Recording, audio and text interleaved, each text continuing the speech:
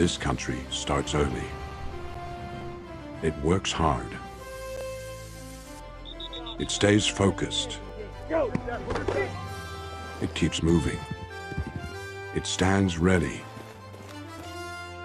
And it carries the weight.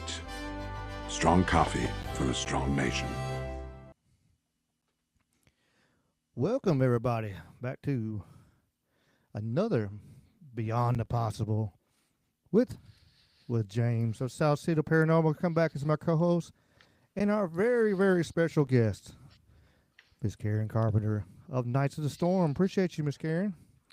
It's great to be here, Ricky. I always enjoy your shows, and I'm really, it's really cool and awesome and an honor to join you and James tonight to talk about some woo-woo and some fun things. For sure, for sure. How you doing, James? I'm okay. Glad to be here, and glad that I can actually speak and people can hear me, and it's not cutting out like with my previous headset and all that. So, just glad to be here, and thank you for having me as always. Yeah, it makes a difference. Makes a difference for sure, for sure. Let me see. Let me catch our chat real quick before it gets out of hand. On the YouTube, we got Brother Willie, Willie's Desert Hangout. He is here. Back at you, Mr. Willie. We got Sweets. Of course, we got Sweets. We got Don and Jen, the Arcane Observer, the sometimes co-host with James here. She's back to listen. Appreciate you being here, Jen. And let's see what we got on the Rumble side. Oops, wrong mouse.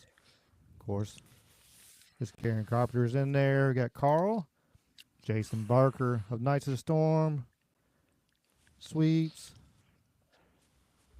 Let's see. We got Merlin is back. Appreciate you coming back. Who else we got here? I think that might be it. Yeah, that's it. So far, so good. Oh, we got Charlie Rose over in the YouTube. Just popped in. So, yeah, we're just gonna have a little fun. Just have like just a woo-woo discussion. One that can go anywhere. No script for sure tonight. It's gonna be. We're just. What's gonna a have script? Fun. I don't. Yeah. I don't know what that is. That's. I've never seen one of them before myself. I But wouldn't be yeah, able to glad read to if I hear could, I don't everyone's think. here. Yeah, glad to hear everyone's here, and if y'all check out my episodes that include Jen, the Arcane Observer, always amazing episodes. So I definitely recommend that. For sure, for sure. And if y'all didn't catch it yesterday, y'all can hit the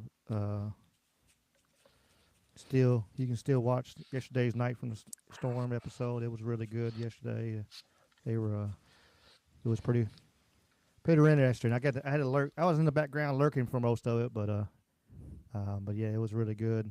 Talking about some pretty good subjects, so y'all need to check that out also.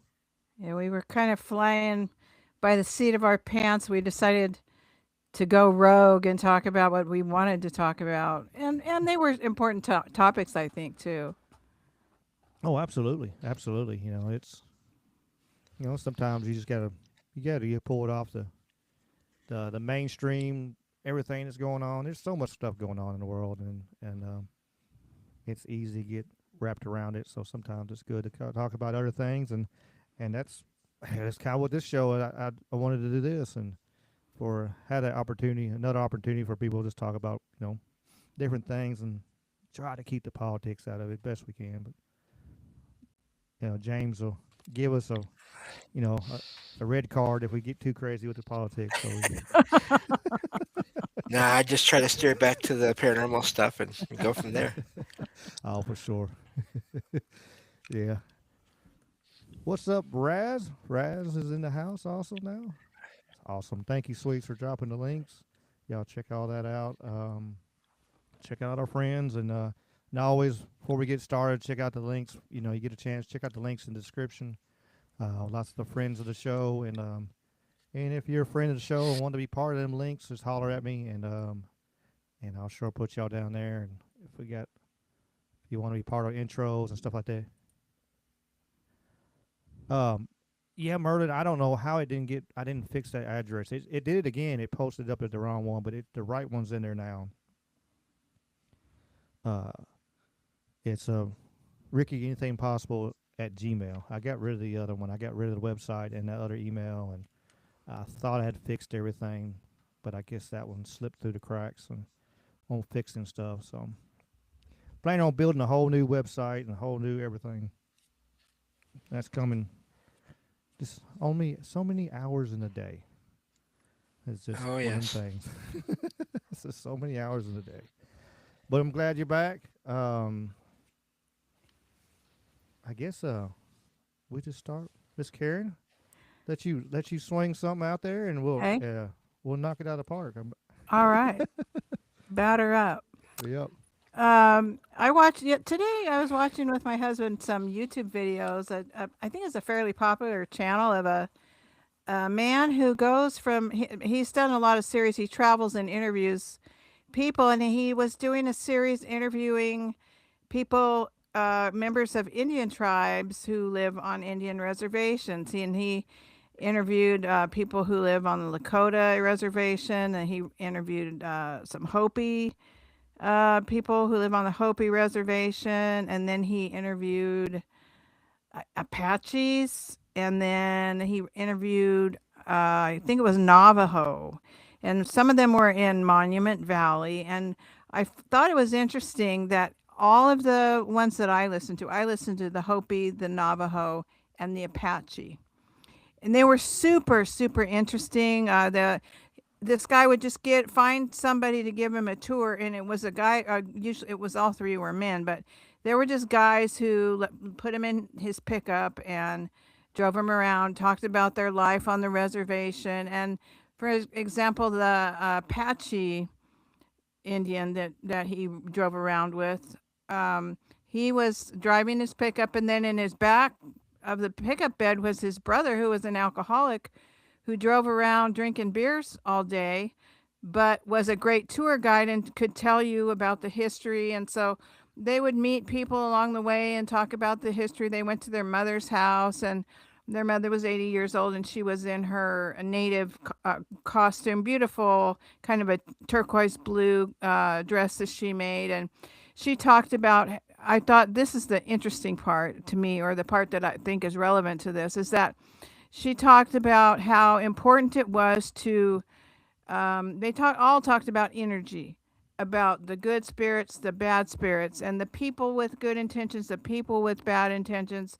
There's a lot, all of the reservations seem, especially the Apaches, and the Hopi seem to have a lot of fentanyl, drugs, gangs, a lot of disappearances, women getting kidnapped and disappeared, young women. And they talked a lot about the need to protect yourself, to say prayers all the time, to protect yourself, to arm up your energy field. It's the way I would look at it, put a shield around your energy field, but also to be aware of good intentions and bad intentions in dealing with people, or good energies and bad energies when dealing with people. And they all talked about having prayers to do those things, traditional prayers. So there's a lot more to it than that, but I just noticed this watching these videos of people living on the Apache reservation, that they felt the importance of being in tune with energy, being in tune with defending or guarding your energy through spiritual practices, traditional spiritual practices. So I just thought maybe that was something that we could talk about a little bit, or what you know. And then later on, they talked about shapeshifters on the reservations, a lot of UFO experiences on the reservations.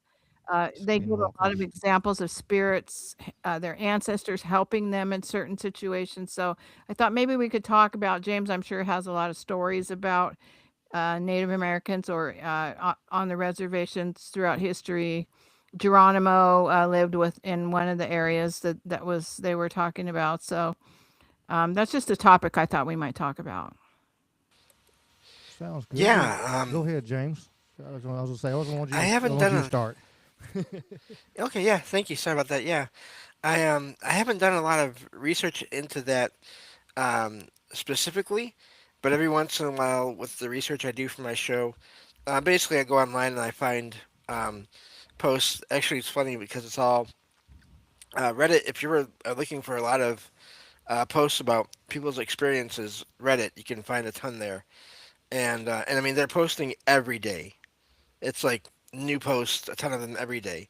And every once in a while, one will pop up in the places I look around for about people that are of these tribes, these groups in their reservations, or even just outside of them, having sightings of lights or orbs or even UFOs or creatures. Some rare ones, they'll talk about how they encountered something that they were pretty sure was some kind of a shapeshifter going from one kind of animal to another or to human or back and forth among all those things. So, and it's something you hear about if you listen to enough other podcasts, excuse me, where people come on and talk about their experiences. That does pop up, and I've heard about that over the years. And it can sound fantastical to someone who's never looked into any of these things, but there's just so many reports, and like I always say with all of this, when there's so many reports of similar things, I have a hard time believing it's all just made up or exaggerated, or attention seeking and all that. I think that even if you want to discount some experiences, which I never really do, just in case they're real, there's just too many for them all to be mistaken or exaggerated or hoaxes. There was one, I can't remember which tribe it was, but they said that the people would sell, and these were in the drug infested areas. There was a lot of a very the reservation is not and not, it doesn't it's not generally doing well. There's a lot of alcohol and drug addiction and drug abuse, poverty, like Hmm. I said, kidnappings. MS-13 was in the area, and they felt that there were people being kidnapped and killed, or kidnapped and taken to Mexico to be sold. And this was I'm talking about in Arizona, um, near Phoenix or Winslow, Arizona. The famous song by the Beatles, "I'm running down the road in Winslow, Arizona." Oh, the Eagles, yeah, Yeah. Well, this one's near Winslow, Arizona.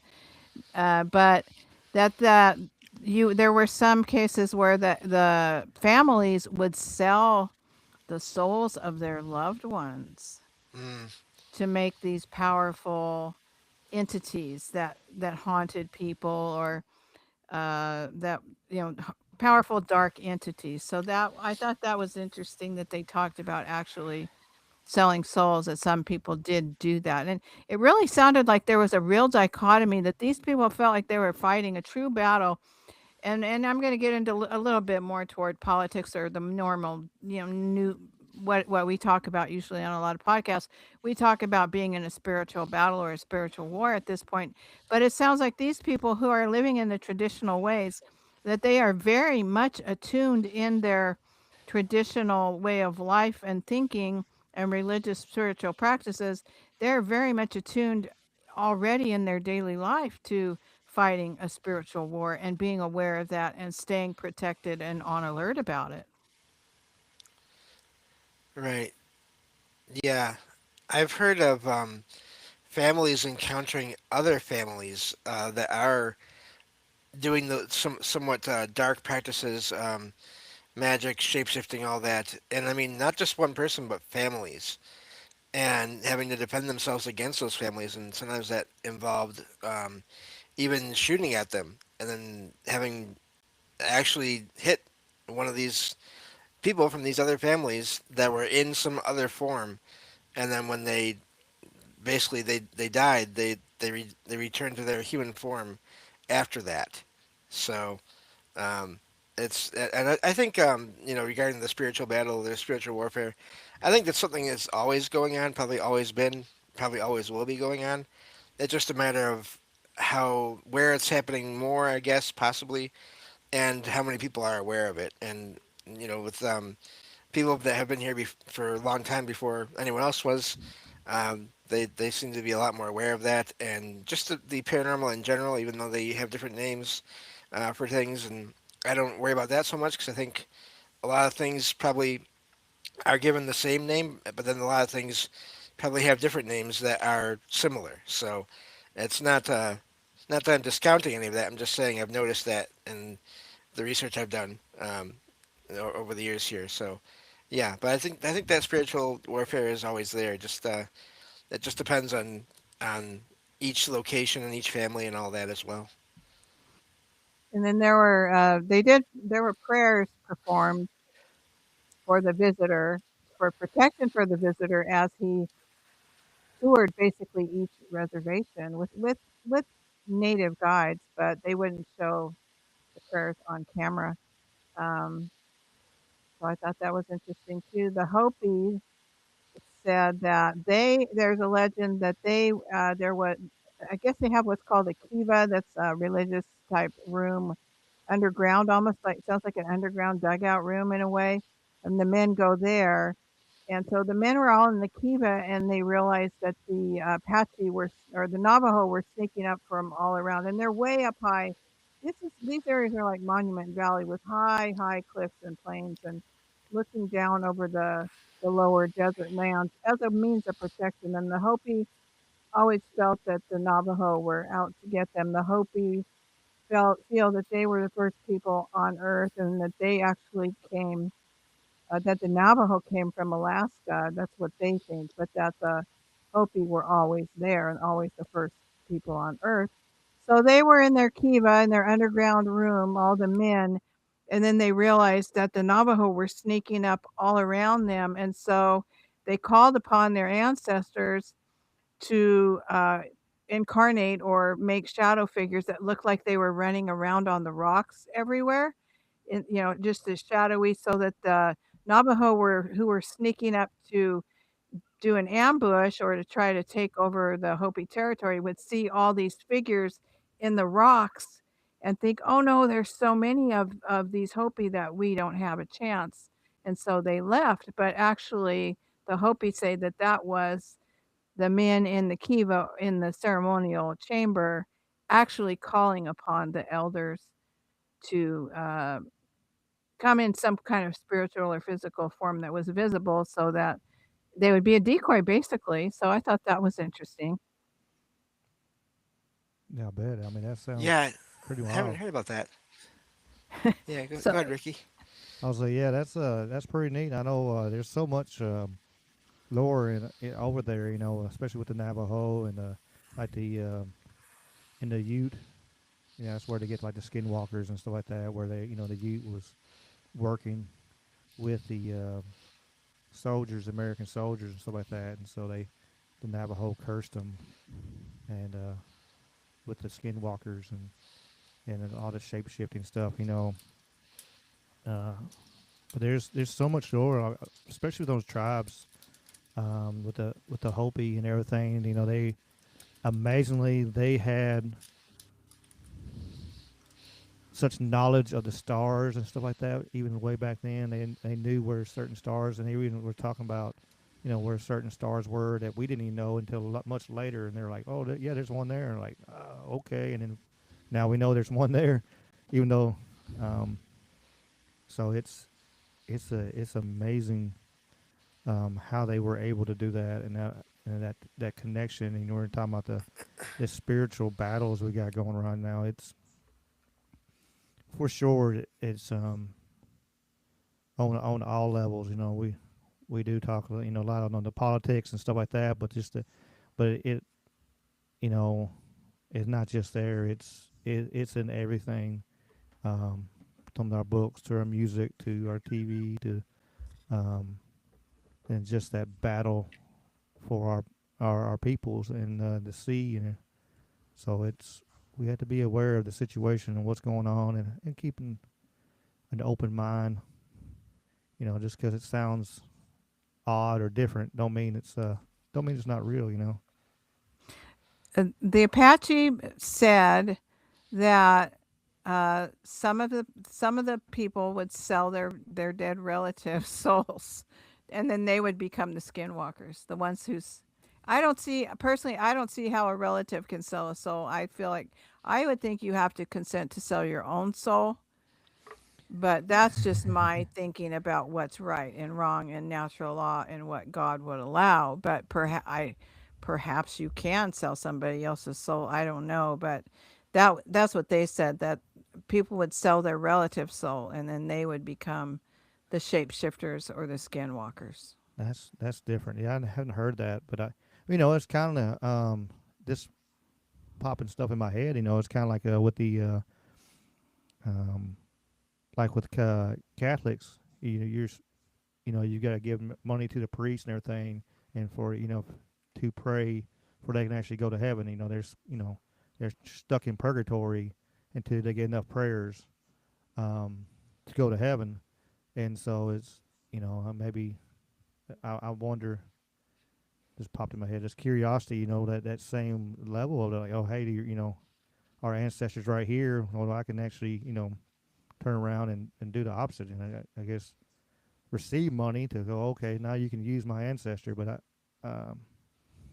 and I could imagine that though. But I guess if you had enough hatred for certain people, that I guess it would I could maybe see it. But I mean, I wouldn't want my grandparents or whatever like turn into a evil monster to haunt people. I couldn't imagine that. It doesn't seem right. It doesn't seem Mm. like God would allow that, or that the balance of nature and spiritual forces would allow that. Yeah, and I think even because in my case, I'm very much not into any, and this is just me. I'm not saying this is right, but just I'm not into any religion at this point, any real like belief system. But I still do sort of whenever I'm doing research or if I ever get a weird feeling, I do think about being surrounded by a force field or bright light and that can work, and it's so you don't have to be involved in any particular faith or religion or whatever to do that. I think that's an important thing to put out there for people that maybe are not are in similar situations. And like I said, I don't mean any disrespect. I'm just saying there's plenty out there I think that are in similar situations and just based on life experiences. And I think everyone in the world, every culture has tried to come up with the ways they think that things are, and I think we all get some things right and probably get some things wrong when it comes to that. So it's I always wonder how it all works, and I don't think we ever really can know for sure.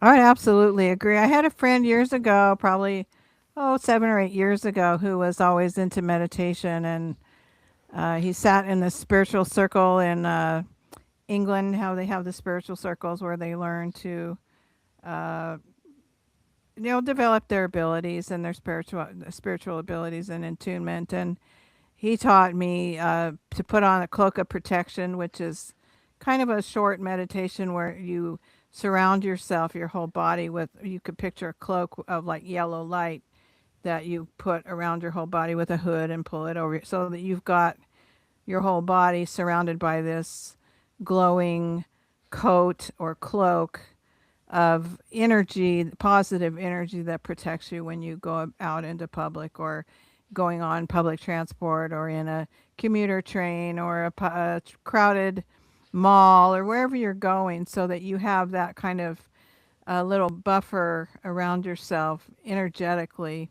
And it does make sense because we do have a biofield, and we know that we do have electrical field around us that interacts with those that we encounter, and that there are beings and entities that don't have physical bodies, but they're electrical in some way. So, and we're electrical, so our fields would interact. And I think that I do think our thoughts and intentions and our heart and our prayers have power. So it makes sense that we should arm ourselves that way. And to me, that's kind of could possibly be one way to take the phrase "put on the full armor of God," is to put on that full uh, wrapping of God's positive protection around you.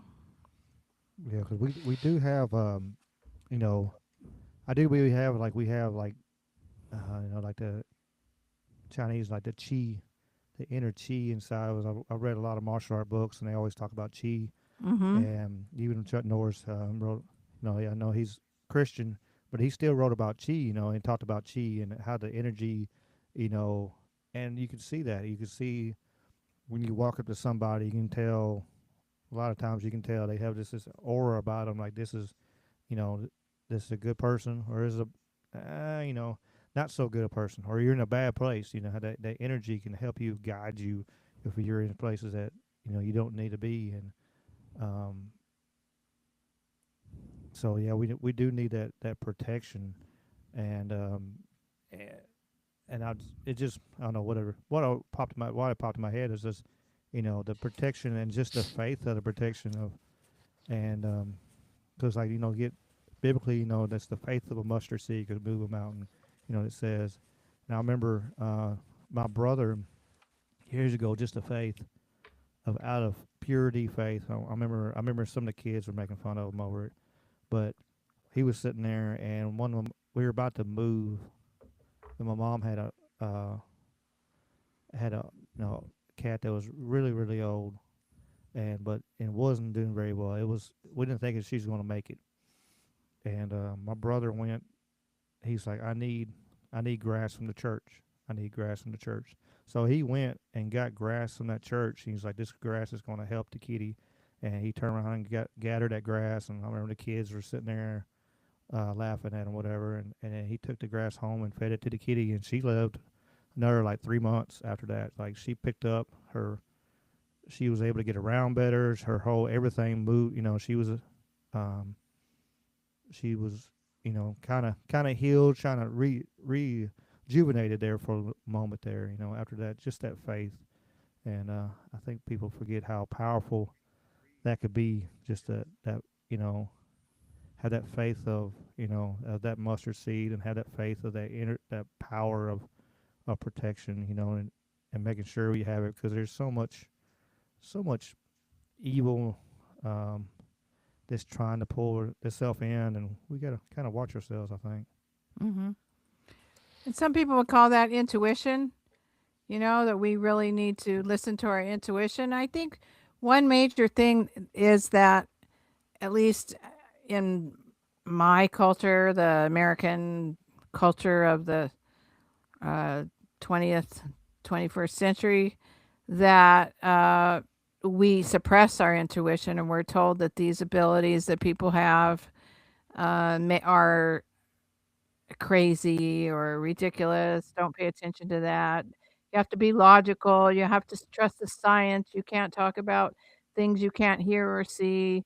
You have to hear it or see it. It has to be provable in the physical world. And there's so much more to life than what is in the physical world. And so I think we all do have, and I think James would agree, we all have abilities to some degree, and instead of developing them, we're encouraged to suppress them.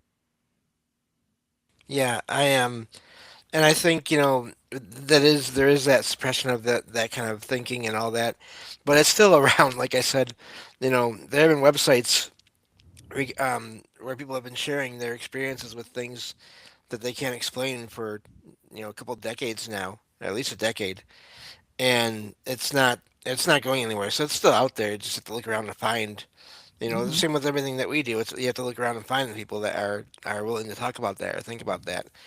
Um, and I also think too, it's important to note that we there's so many excuse me if I can talk, so many stereotypes or tropes when it comes to paranormal activity. It has to happen out in the woods, or it has to happen in your house or in a house. But I found plenty of experiences that people have had in the middle of towns or cities, and sometimes even on that public transportation. While they're on a bus or something, or at a station.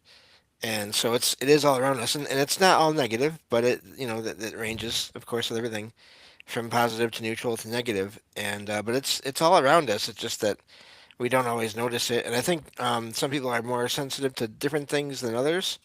I think there are different levels and maybe even types of sensitivity, just based on what I've heard and read, and but I also think that we can try to practice at that and be more aware of our surroundings, and and focus on more than just what we see or hear, and focus on how we feel in any given situation, and learn how to sort of trust that feeling, and know that sometimes we can still be wrong too about that. Right. That's my weakness is I tend to trust people too much or rush into things that I think my intuition is telling me that I should, and then I end up thinking, what was I doing? So I had to learn to kind of slow it down over the years. Like, don't rush so quickly. I guess wasn't very good at judging where the voice was coming from that was telling me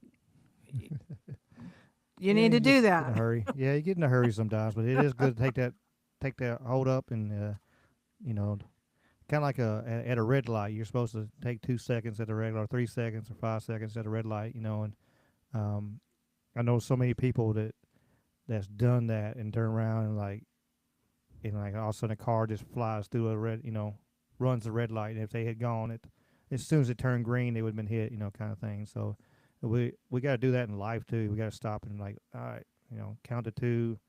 I'm like, all right, what's going on? Who is, like you said, who is saying this to me? Who is where is it coming from? What context? And we're talking about the gifts. I've said it on here a bunch of times on the channel. Is like, I know we have, you know, it, in the Bible it talks about the gifts of the Spirit, and there's so many gifts also that we have that, like y'all said, so many people get shunned, or people are afraid to, like, hey, I got this gift um, of seeing these type of things or have an intuition of these type of things, and they get scared of it. It's a sad thing because they won't be looked down on or thought be crazy, and they're not crazy. They're not um, insane. It's they just have a gift that they really don't know how to control, and so it's um, sometimes I guess some of the gifts are blessing and a curse sometimes. If you can hear certain things or see certain things, but we had to be open to them and open to the gifts and open to uh, developing the gifts and trying to make them, get your full potential out of. If you have these abilities, why waste them? Use them for the positive and use them for good. Yeah, and I mean, I do think that part of that sort of suppression does come not from necessarily religious beliefs. I'm not saying that, but just organizations can be a big part of that sort of suppression, and because again, you know, there are large groups of people that think they have everything figured out. I don't think we do, and I think we have to be careful with that. Everyone does, and always consider that just because I didn't have an experience that you had, that doesn't mean that you didn't have that experience. I've seen so much of that and heard so much of that over the years. When I was first thinking of starting my podcast, I say this every once in a while. I was at lunch one day with my dad and my uncle, my brother, and I mentioned it, and my uncle and my brother started joking about it and laughing, and I was getting annoyed, and I didn't want to say anything at first because it's family, but eventually I just spoke out loud and kind of raised my voice, which I never do to my uncle or my brother really, but especially someone that's sort of on another level of the family. And I told them, well, I'm not interested in talking about this anymore with you all. And they stopped, and they never did it again. And they're still not into the topics that I talk about, but they will still ask, how is the podcast going every so often.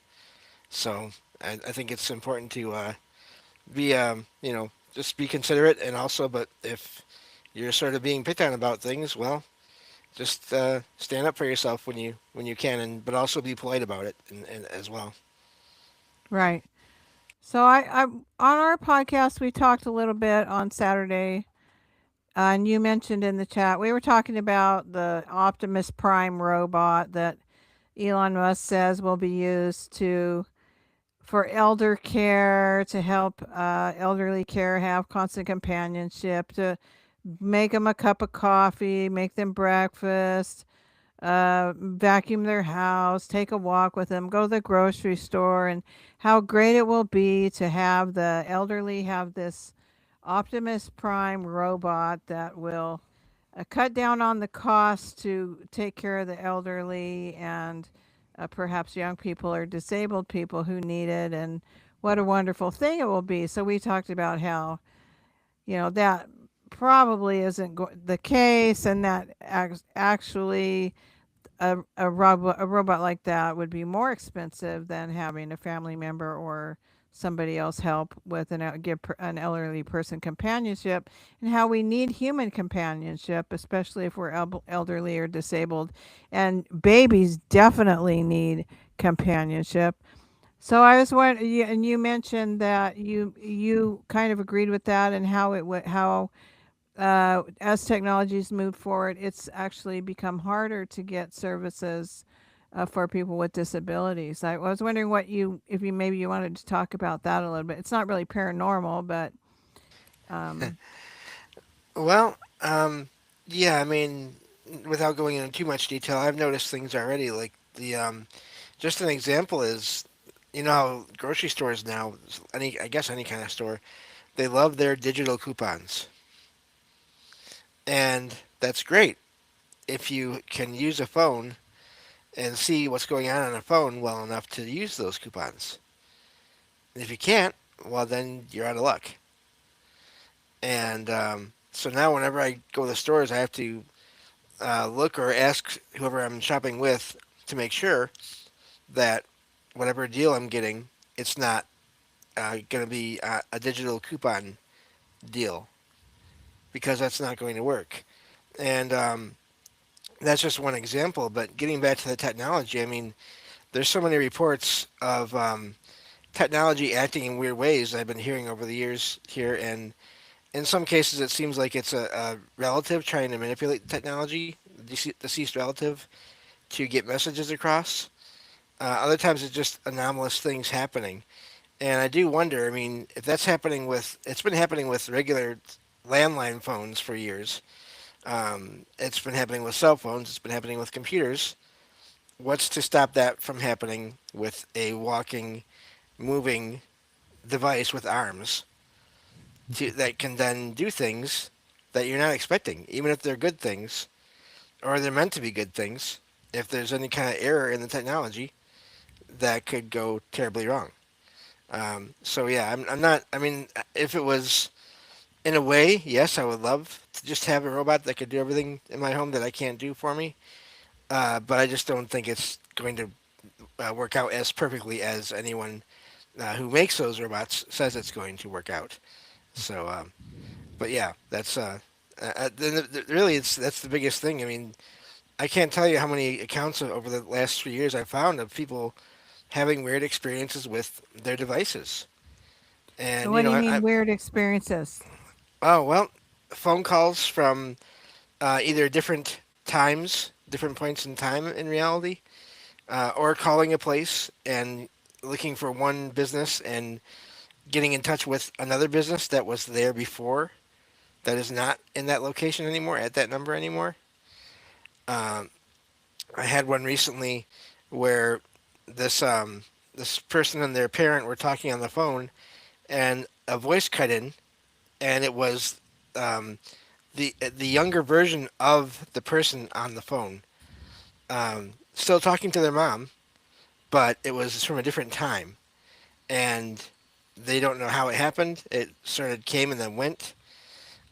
So there's a lot of things with phones. I've heard of um, devices like the TVs now that they're a black screen, but they're not like a old fashioned glass screen anymore. They're that plastic. Uh huh. But people seeing weird things in them or on them. Um, there's one story I found few years ago from this person who, when they were a kid and they were in this vehicle with their siblings, sitting in the back seat watching a movie on a DVD player inside the vehicle. They all three saw this shadow figure dance across the image on the screen, and just there and then gone. And it was a DVD. It wasn't even on the internet. Um, so when I've another account, and I'll just end with this one real quick. But a couple was sitting in their home and they had just finished watching something on their TV and turned it off, and when they turned off the TV and it was just a reflection, they could see their room still that they were in, but the curtains were not. I think it was they were not closed like they were in reality, and their reflections were not there on the screen. Instead, it was just one figure, almost like a shadowy figure, sitting on the couch where they were sitting. So there's just, and that's just what I can think of right now off the top of my head. Examples of just accounts of experiences I've found over the last few years. I've heard of some, like I think if I would say like the echoes and stuff like that. You know, the Alexa devices.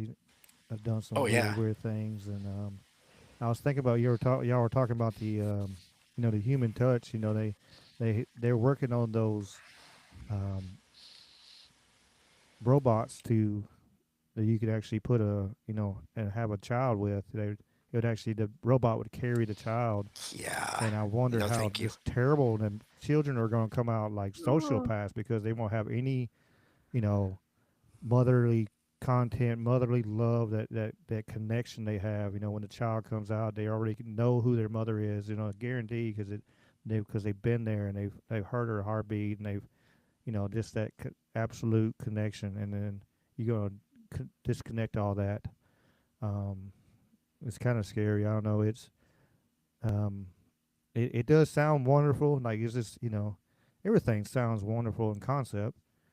Um, but in practical reality, we always, we watched the Jetsons when we were younger and wanted to have a Rosie run around and taking care of all the stuff. It'd be wonderful. That'd be great.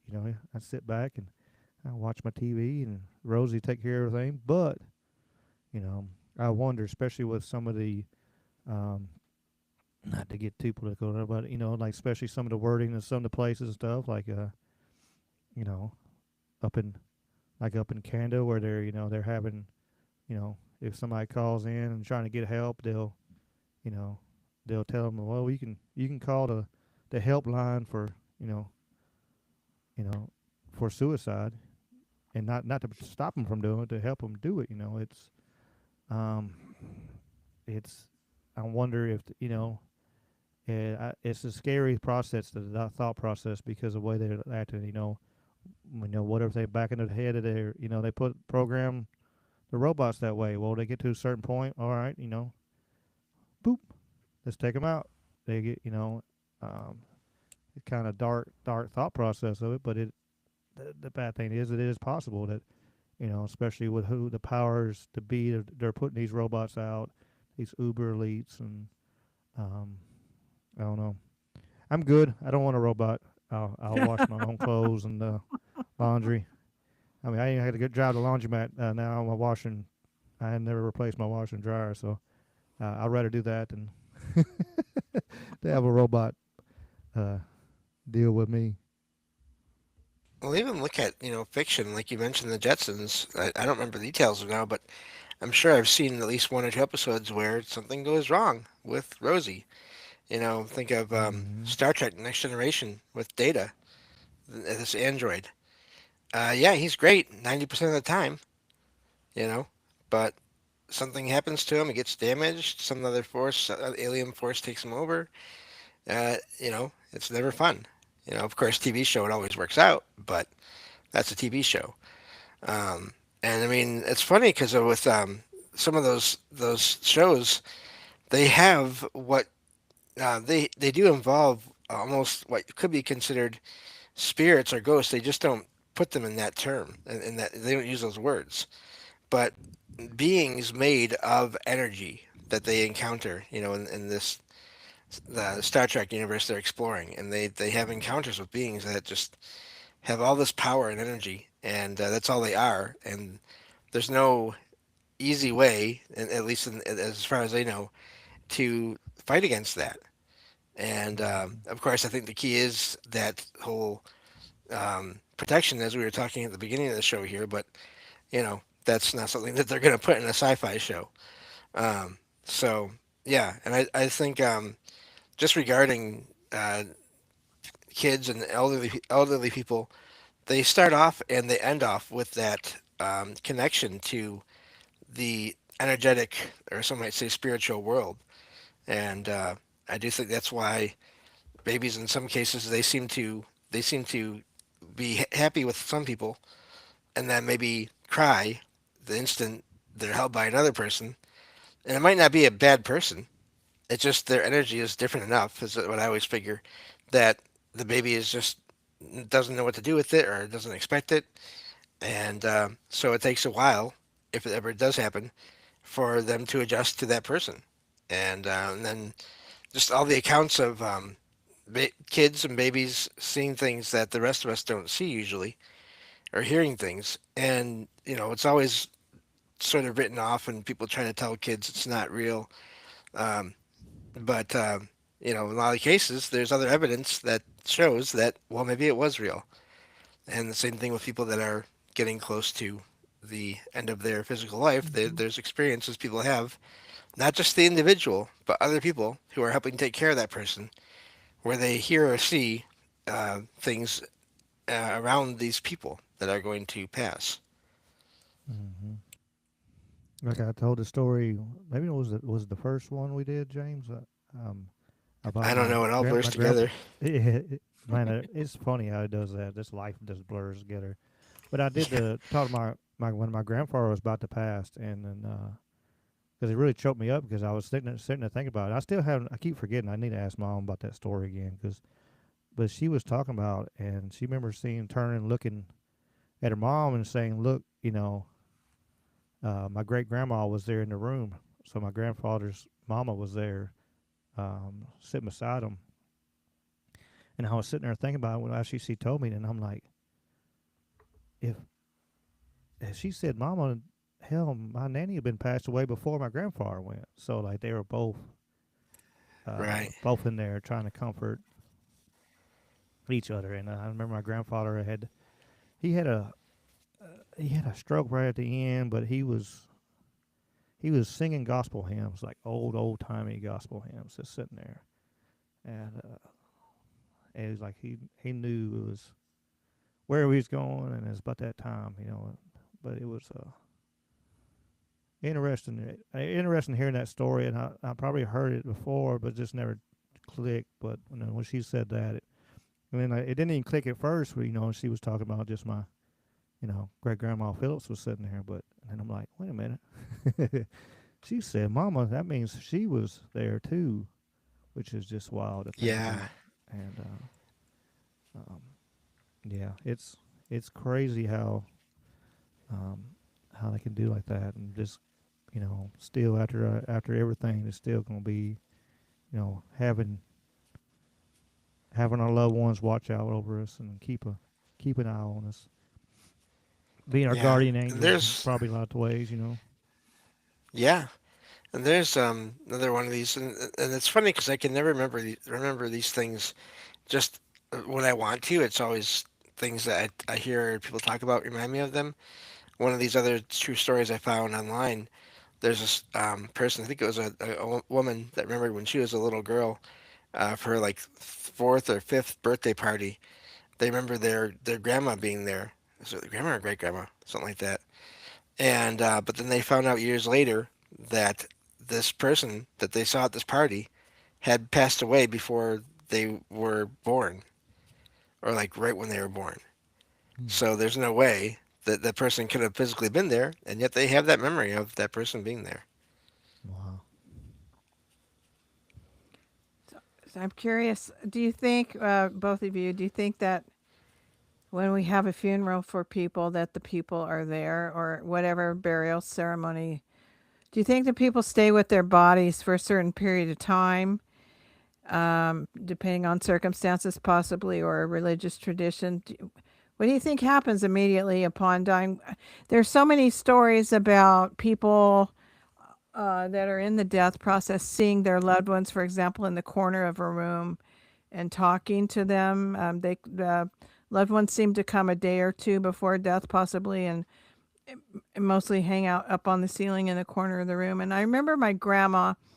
She's the first one I ever took care of while she was dying, and I've taken care of several others since then, but she was the first one.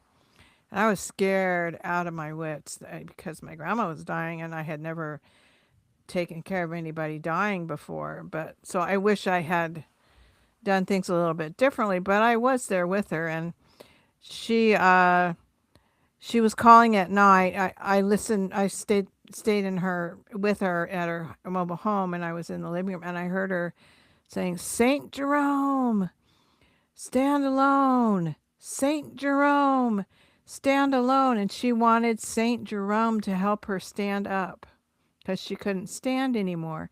So we looked it up, and there is a Saint Jerome, and she wasn't a Catholic at all. She had been a Baptist when she went to church years and years before. So we thought that was interesting. She was calling out to Saint Jerome, but then later on, a few days later, right before she actually did die, she was talking. She would say, "Aunt Nora," and she had had an Aunt Nora when she was much, much younger.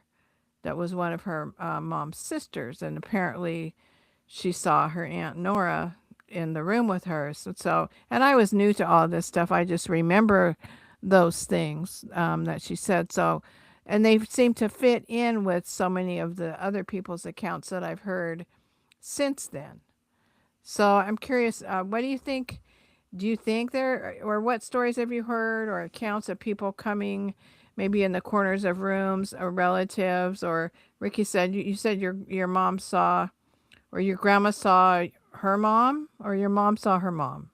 Yeah, my mom saw. I gotta re-verify. I gotta verify. I know Yeah. she saw my great grandma in the corner, Okay. but she Eh, was. But she made the comment that she saw that she looked at mama, and then she looked over there and seen her. So, but like I said, her mama had passed away before my grandfather. So it was like if that's who she saw, I don't think she even put like two to two together, like and even thinking about it. But so if that's who she saw, then um, yeah, that's pretty amazing thing. But I did see on your question, I'll throw this out there and then let James let it rip. Um, I did see where scientists actually a while back proved that was talking about the energy and the chi and everything we were talking about earlier, that there's a point where um, that even after everything's said and done, they they actually were able to see the soul leave the body. At that moment, it was I'm trying to think the exact wording, but it was pretty neat. I remember seeing it a long time ago talking about that, where they actually were able to see the at the point where the soul actually left the body because it was still You there mean with like with it. electrical signals? Yeah, with electrical signals, and then to a point, and then after everything, then it finally um, shut down or whatever, and then released. So um, I think that, it's a possibility for sure, and I believe, um, like I said, after hearing like that and hearing other stories and stuff like that, about you know others, seeing their loved ones. You hear them stories all the time. And people seeing their loved ones in the corner, or they've seen the angel, or a combination of the two. Really, helping them getting ready to, and sometimes people are like, man, she's, uh, she needs some medicine, or she's getting delusional, or he or she, but that's, I don't think they really realize that, um, I believe it. Once you get to a certain point, all the blockers and everything, and probably, to the point where they could have been very sensitive, to these kind of things, and all that just kind of drops, and then, because that doorway is opening and wide open, so they can actually see clearly anything like that. But what do you think, James? Yeah, my great grandma apparently before she passed, she saw her sisters, but as like teenagers or kids, um, coming to her and visiting her, and it was a positive thing. It was a happy thing, and um, and then she passed, and these are all siblings of hers that had already passed before. Um, I do think it's always possible. Um, I've found accounts of people who have uh, basically heard their relatives again, like you're all describing, talking to other relatives that passed on. I've found accounts. I had one a minute ago and I lost it, but maybe it'll come back. But yeah, and I mean, just my own grandma that passed away some years ago. She was. My family said that she was talking to other people that were not physically there with her when she passed. I think I've heard of people when they are getting close, visiting other loved ones, either in dreams or as an apparition, before they've actually passed and then passing. And I've heard of the opposite. I've heard of them visiting, of course, after they passed. So and yeah, there's one. Uh, yeah, I keep on. It keeps coming and going. So I will leave it for now. But yeah, I do believe all that is possible, and I think that when it may even be a case of while the physical form is sort of getting weaker, maybe that energetic form, spirit form, soul, whatever you want to call it, is getting more visible to the other side. Because I've heard of accounts of people having experiences with other beings that do not seem to be related in any way to the family, that are just sort of there to comfort or there because they notice, oh, there's someone new there, that wasn't there before. So I think all that it can play, and I don't ever like to say I know how things go because I don't think I do, but those are all situations I have heard of and read of before. I have a little one. It's just a small one. I didn't know about this for a long time, but my cousin told me that my grandma was taking care of her older sister when her older sister was dying of cancer. And she would have been in her 90s, and my grandma was in her 80s. So the older sister was very ill, very sick, and in bed and bedridden. And my grandma went to sleep one night, and she dreamed that she held her sister's hand, and they walked into the light in a dream. And when she woke up to go check on her sister had died. Yeah. Mhm. Yep. That doesn't surprise me. So I thought that was pretty cool. And I was kind of ticked off that my cousin didn't tell me that till 20 years later Right. Well, because it's a neat story. I would have liked to have heard it. yeah, but the thing is too, when people have those experiences, again, there's always that fear of people not believing you. Yeah. So it could have been that they just at the time they didn't know, weren't sure what people would think of that, and you know, sort of put in the back of their mind until years later, and then decided, well, Yeah. it's been long enough, whatever that means, and now I think it's probably okay, hopefully okay to talk about it. Yeah. Well, my grandma's been dead for a long time, but my cousin didn't tell me. So maybe he just didn't think of it. Maybe it was just he'd known it for so long it was nothing new to him. And then I had another one, a very small one, but when the same grandma, I was very, very close to my grandma.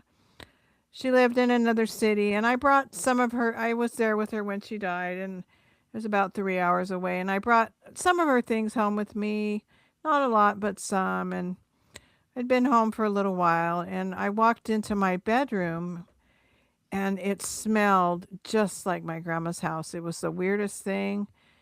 I just walked in, and the smell was just. I was at my grandma's house, and then I looked on the dresser, and then I looked on the dresser, and there was a business card from a jewelry store in the town my grandma had lived in. Now, why would a business card be on my dresser? There's no way. So I thought that to me that was a way that my grandma visited me, was through the smell, and then through this business card that was on my dresser. That there's no way that would have ever gotten there. Yeah, But that's amazing. that's as far as close as I've come to seeing a ghost. But I did have that, so I felt like that was something unusual. Yeah, my so with my grandparent, what used to be my grandparents' house, my older sister and her husband and their kids moved in and lived there. They bought the place and had it for a few years. And apparently, when they were still after everything from my grandparents had been moved out, or was being still being moved out. Actually, this was there was still some stuff in the front porch, so it's kind of a combination of they were moving, the family was moving stuff out, and my sister's family was moving stuff in, and so there were still some things on the front porch that were belonged to my grandparents. And the first night my sister stayed at the house, she just they didn't have beds yet. She just had a blanket on the floor in the living room and was laying there. And she was trying to get to sleep, and she heard this alarm clock going off, and I realized it was coming from the front porch. And it was this old alarm clock from my grandma that was not plugged in, didn't have any batteries in it, that was just going off for no obvious reason. And then eventually, as soon as my sister got out there and picked it up, eventually it stopped. So, and yeah, I had other experiences in that house after my sister and her family moved in there.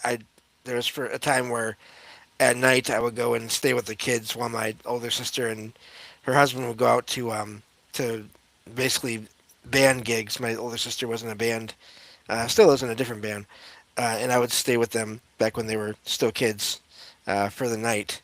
And whenever the kids would go to bed, and I'd be just down in the living room or kitchen listening to things, I would feel like I could sense people moving around, and it was, I didn't get a clear sense, but I was like, it was 90. I was 90% sure it was my grandparents just keeping an eye on things, and they never came right to me. They were just moving around. It's like they were just watching everything, and it was an amazing thing because I could almost track the feeling, like look around and see there's nothing there, but I was still getting the sense of someone being there. So it really is amazing, and I do wonder about that house now and what's if they're still there, if they've moved on, or all those things that I don't really have answers for because it's not, the house is not in the family anymore now. Go knock on the door. It'll be all right. Just go, hey, hey, I'm uh, James. yeah, I have a funny story about something similar though with that house, and I don't know what's come of it, if it's happened or not. But there was this one last year. I think it was maybe last year. My my family wanted to have a surprise birthday party for my brother, my older brother, who turned 50, and we had it. I mean, it wasn't a surprise, but it was a birthday party, and they had it in this park that is right behind the house that used to belong to my grandparents. And my one of my cousins and their son decided to go for a walk around the block and to check out from a distance the old house. And apparently, my cousin and his son stopped near the house, and someone had like a ring camera thing set up, and they saw them. And through the camera, they said, "Oh, you're related to those people, the people that lived here before?" And my cousin was like, "Oh yes, that's my grandparents."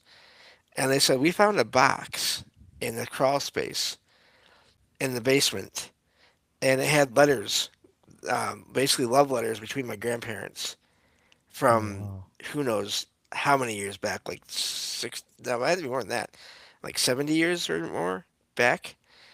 And they were going to, my cousin gave this the new owners their address to have the letters sent. I haven't heard anything back if that ever happened or not. Or, I mean, it's not like there'd be the time to really to to talk about with it anyway. It's just love letters, but still, it was amazing, and who knows? I always wonder what made my cousin and his son decide to go and walk around the block. Was it just random, or was it my grandparents kind of just saying, "Hey, there's something left here you all might want," and because it was just so weird, such a random thing.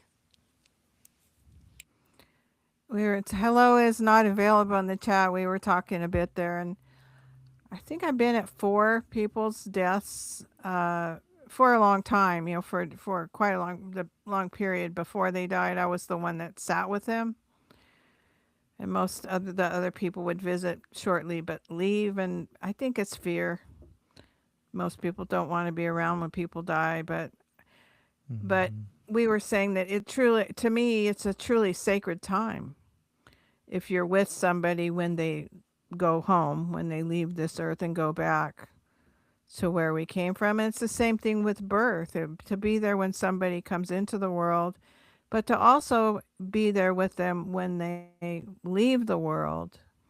It's heartbreaking and gut wrenching, but it's also a really sacred thing and I feel like it's something it's like the last act of kindness or sacrifice or compassion Yeah. Hmm. that you can show a person. So I think that it's a worthwhile thing to do. So hats off to the people who sit with the dying, you Yeah, know? for sure. Yeah. It's sad. There's so many people I know uh, through my family and stuff. It's situations I won't call anybody out, but that they've left other people. Here's you got to deal with it. You got to deal with your um, because they didn't want to even have no part of it. I've seen it happen so many times, um, and because they couldn't deal, they wanted they wanted to remember the person before that, before they Mhm. either got super sick or just that whole thought process they're not going to be there, and they just uh, they could not deal, and they left it under other people's hands, and um, I've seen that happen so many times, and with loved ones and stuff like that. And it's hard, and it's and it's nice to see that the ones that were put in their hands that they had the spirit and be able to come above and take care of what they had to take care of. But it's you need to be able to. I know it's hard, but you still need to be able to say your goodbye, say your take that moment because you know, you can never get that back. You can't have it with them physically there. Maybe spiritually. Maybe you can do that, but physically there, their physical body, physical spirit, everything is still there. If you know, try to be strong and don't waste that moment because you won't ever get that back. Well, it may be uncomfortable for you, and I've had this situation in my life. It's uncomfortable for somebody so they don't deal with it, and then later they feel bad. So you have one chance at this, and it's uncomfortable for you, but it's not about you. That's the Mm-hmm. thing.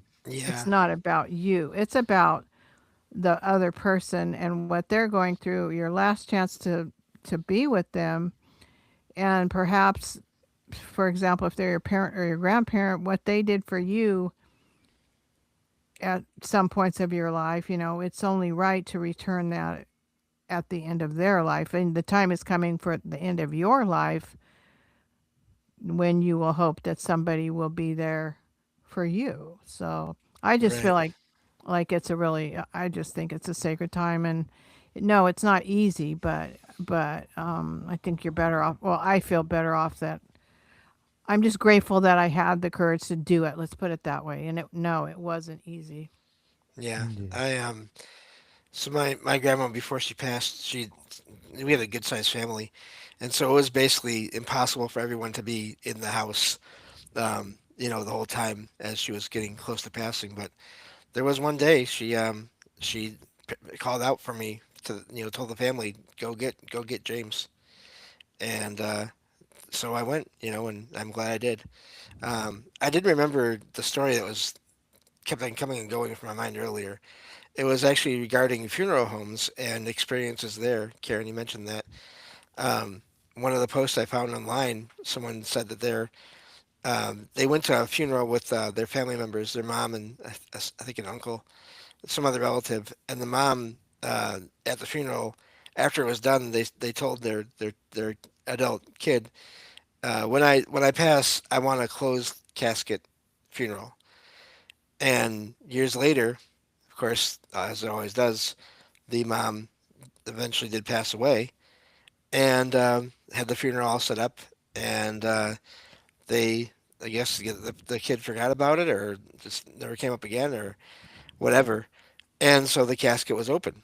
But as everyone was talking and giving their sort of memories of the mom, the casket lid closed. It like just kind of fell, even though it was propped open or set open. It fell so that it shut, Hmm. and everyone was shocked. But then the person that made this post, the kid, was realized. Well, That's because the mom wanted a closed casket funeral and was also using that as as a way to say, "Hi, everything's okay." And so they and a couple other family members started laughing because it wasn't scary. They just felt like it was this person, having their last word and kind of, lighten the mood a little bit through closing this casket for themselves, which is a wild thing, but amazing as Hmm. well. It is. I bet.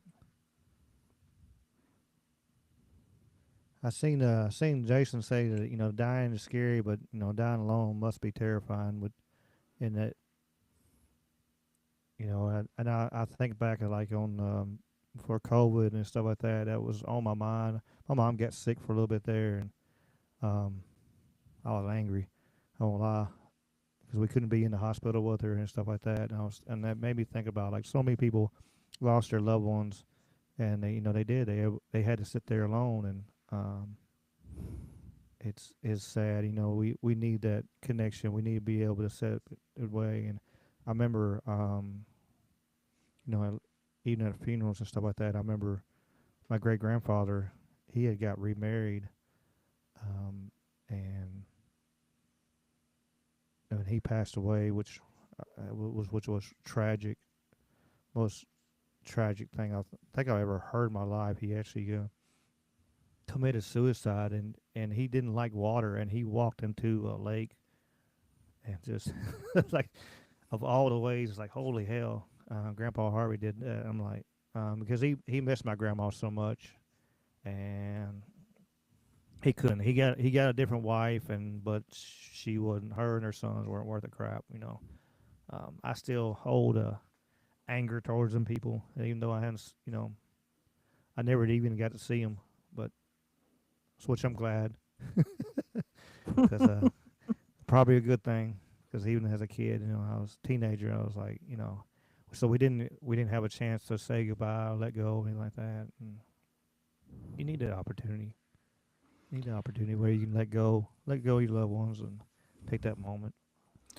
But I think yeah. when people in chat are talking about fear of dying or not, or peacefulness, and I think a lot of it has to do with your own mental and physical and spiritual preparation and the way you have felt about death and dealt with death traditionally in your family or society or religion throughout your whole life. But then there are some people that are really scared. And then there are other people, for example, during COVID, I think that was absolutely the most inhumane thing that could have been done, was to be put the elderly under false pretenses, because it was false pretenses, put the elderly into isolation, because that will kill them.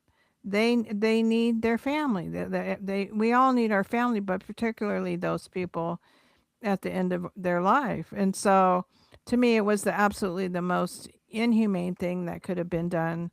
Humiliating, inhumane, unkind, unfeeling, a psychopathic, sociopathic thing that ever could have been done. And I always was so grateful that that didn't happen to one of my family members, because I would have been arrested trying to get them out of there or get into them. There is no way I would have just been able to say, there's nothing, I can't do it. I would have had to try.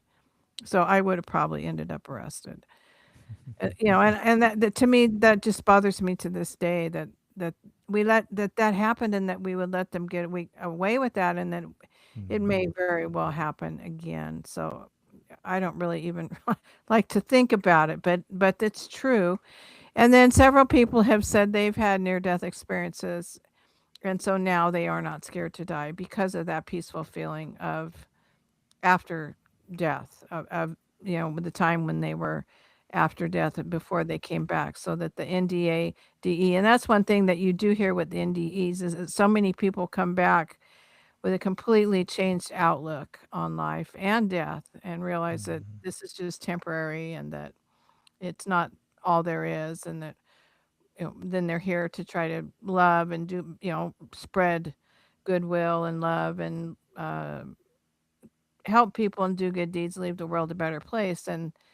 But I think a lot of people go through a period after an NDE where they really can't function very well because what they've seen is just so different than how things are. And I have not had an NDE. I've just read a lot about them. Yeah, Yeah.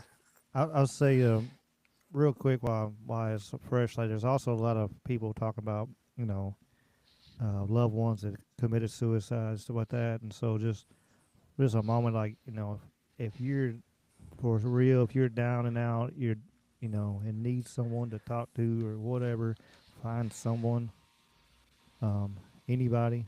Yeah. Even if it's us, you can For join the sure. Discord or something like that, and reach out to me personally. Yep. Email is there. If I can help, um, I will listen. I've always been. I was telling somebody that before. I'm one of them. It's one of my gifts. I'm always somebody who will reach out to me and vent to me and stuff like that. And I had a few that I wish they had reached out again. I had a few. I had one friend. It was it hit me like a brick. It really did, because she turned around and I just this gut feeling was like I need to check on her. I need to check on her, and I sent her a message, and then I didn't hear back. And like 6 months later, I was like, man, maybe she mad at me or something. I don't know. I just life went on, and I kept on moving. And then I seen somebody post, and it happened to come up on my feed, and it was like, I'm missing you, blah blah blah. I'm like, what are they? They sound like she's not here no more. And then one the person I actually messaged, I was like, what the hell is going on? And I had somebody private message me and was sitting there talking to me and was like, she committed suicide. And then I was like, when? And they said the date, and I had like the date and time where they said that it had happened. I looked back at my message, and that was when it happened. Wow. Like on the Yeah. dot.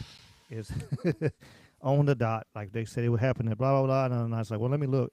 They told me what time it was, and I was like, well, let me look. And I scrolled back and I looked, and I was like, that's the exact time. And I sent her a message. Wow. I had And my I was uncle, intrigued. something like that happened. I just kept thinking something's wrong with my uncle. Something's wrong with my uncle. Would my cousins let me know if my uncle was in the hospital? Would they let me know? Would they let me know if he was sick? I thought, yeah, they surely they would let me know. No, he died. They called a day or two later and said he was dead. But I knew that something was wrong. But I didn't call. Why do we do that? Life is busy, and even when it shouldn't be. I don't know. I had a few, and you asked that question. He's like, why? Just take a second. Um,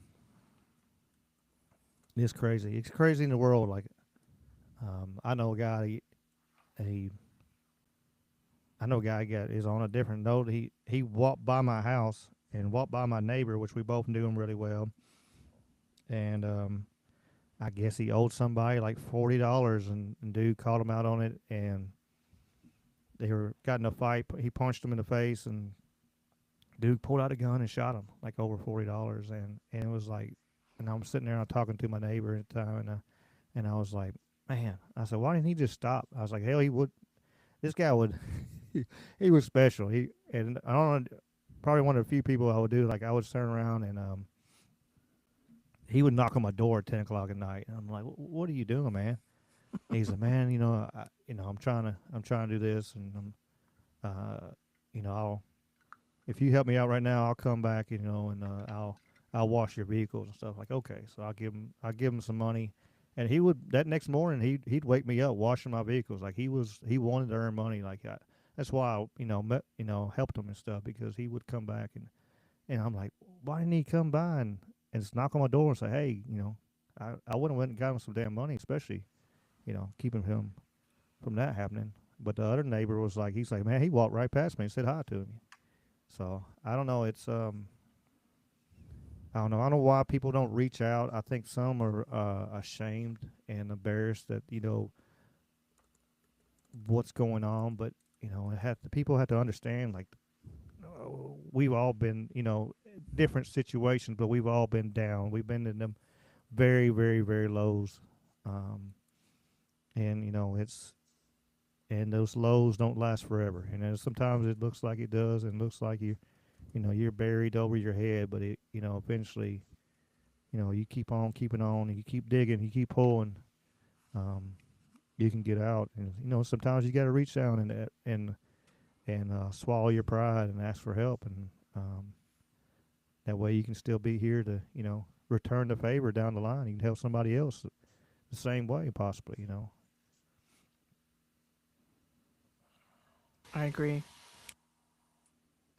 Yeah, and I think even going back to the near-death experience, I haven't had that, but even just visitations from loved ones after they passed in dreams has really changed the way I think of a lot of things. Like now, I'm not really afraid of death. I'm not looking forward to any of the pain that will come with it, but I'm also not afraid of it because I've had enough things happen to sort of prove to me anyway that there's something after, and I don't know what it is, but it's something.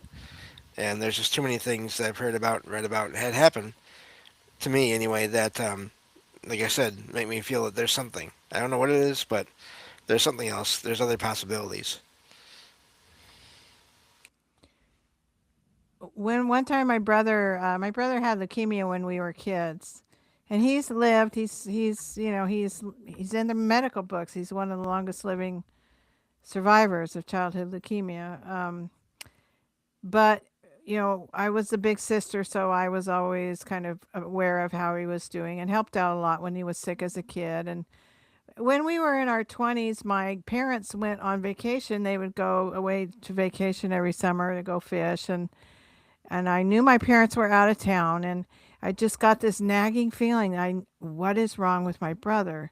I think my brother might be sick. I think my brother might be having a relapse. What's going on with my brother? So I thought, okay, I better call him since mom and dad are gone. And so I did call him. I said, how's it going? He goes, oh, everything's fine, except I might be having a relapse.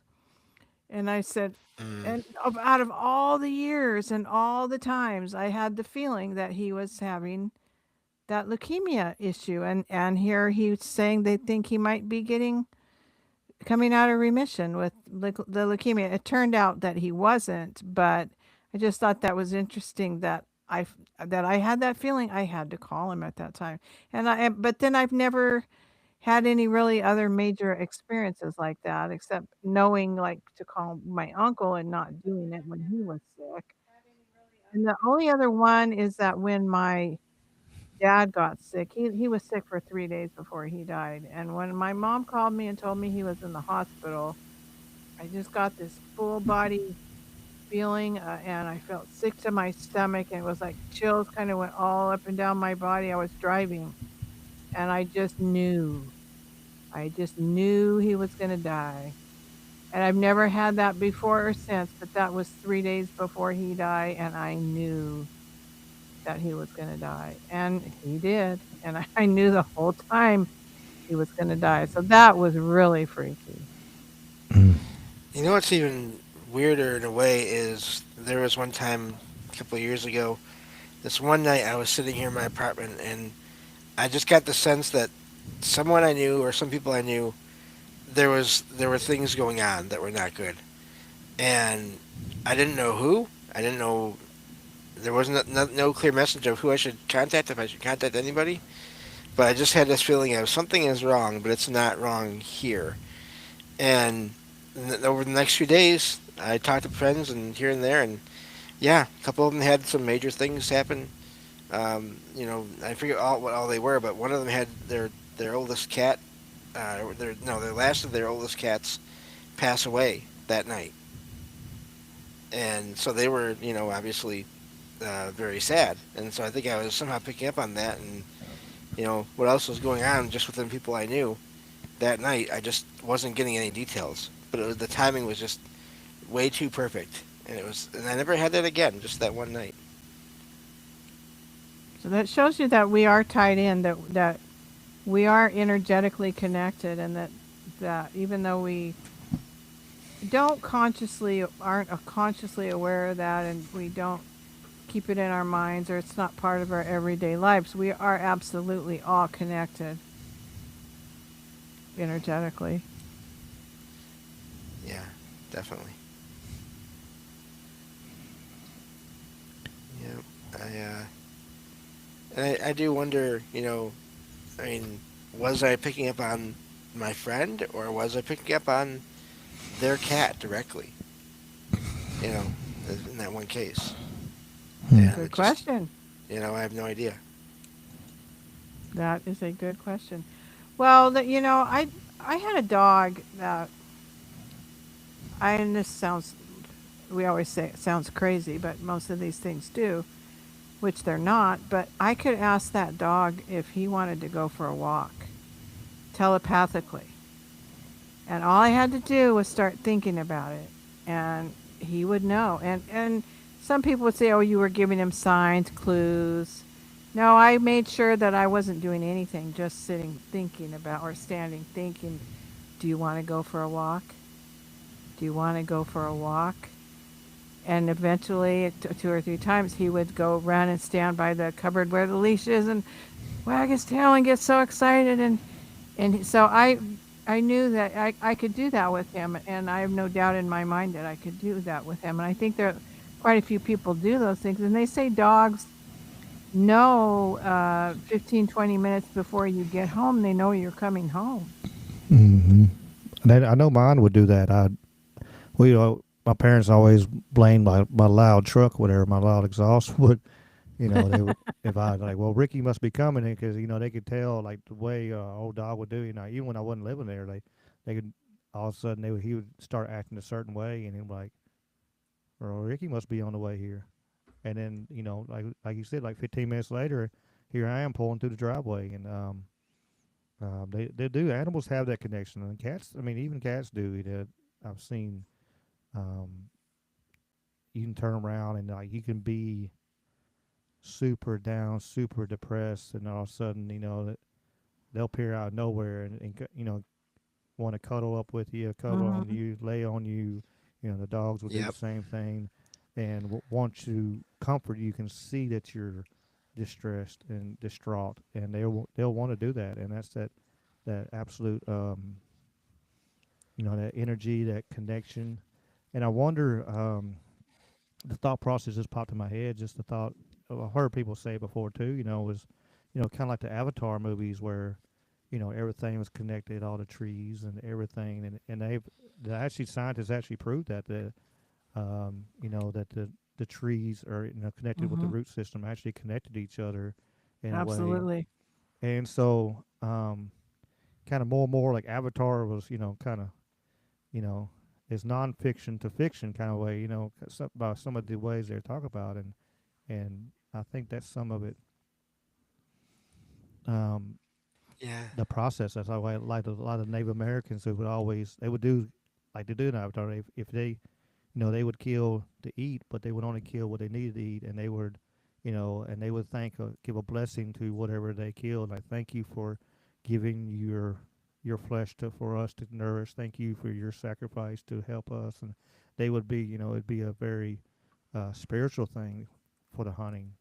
Not just like a lot of people do nowadays, just hunt for fun or trophies or none of that crap. I hate that crap.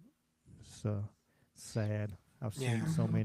so much that where somebody hunt kill a deer and they cut the head off and then the whole body be off in the ditch or something like that, where they just throw it out there and no no cares and no nothing. Is like, and I'm sure he's Yeah. sure you could have gave it to somebody. They would have been thankful to have this deer, but your uh, evil ass is just worried about horns and trophies and shit. But that's a whole different subject. Yeah. I'm You with you know. on that one. Yeah. There's I bet years ago when I was a kid, I used to go with my dad. He paints interior and exterior of houses and buildings, and I remember this one place we went to, this one house, huge house, and they had this one room, and it was just full of taxidermied animals, different animals, and I did not like the feel in that room. I just did not care for it, and you know, at the time, little kid, not a little kid, but like young teen, early teen, maybe around there. I had no idea why, but now it's like, well. you know, maybe I was picking up on the energy left behind, from these animals and the energy of the person that had to have them. They're and I mean to each their own. I'm not saying that you know that people should do with what I think, but I just didn't like it. I didn't like that room at all. Hmm. I think animals also know when we're sick. They say some animals Oh can yes. smell certain types of cancers. I had that same dog I talked about. I could ask him telepathically if he wanted to go for a walk.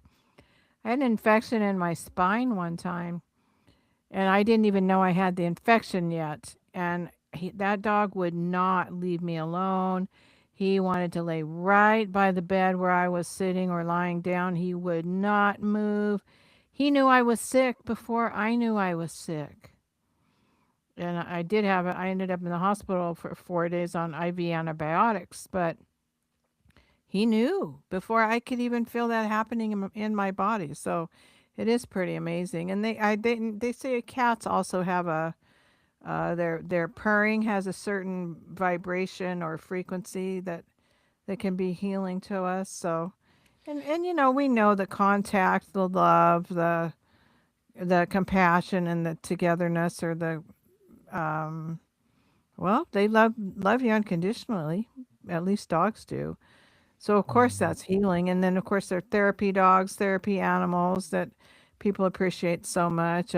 Even horses, therapy horses and other animals. So we're definitely connected. And then if you lose a pet, and I'm sure we all have, that can be harder than losing a person because they're with us all the time, 24/7.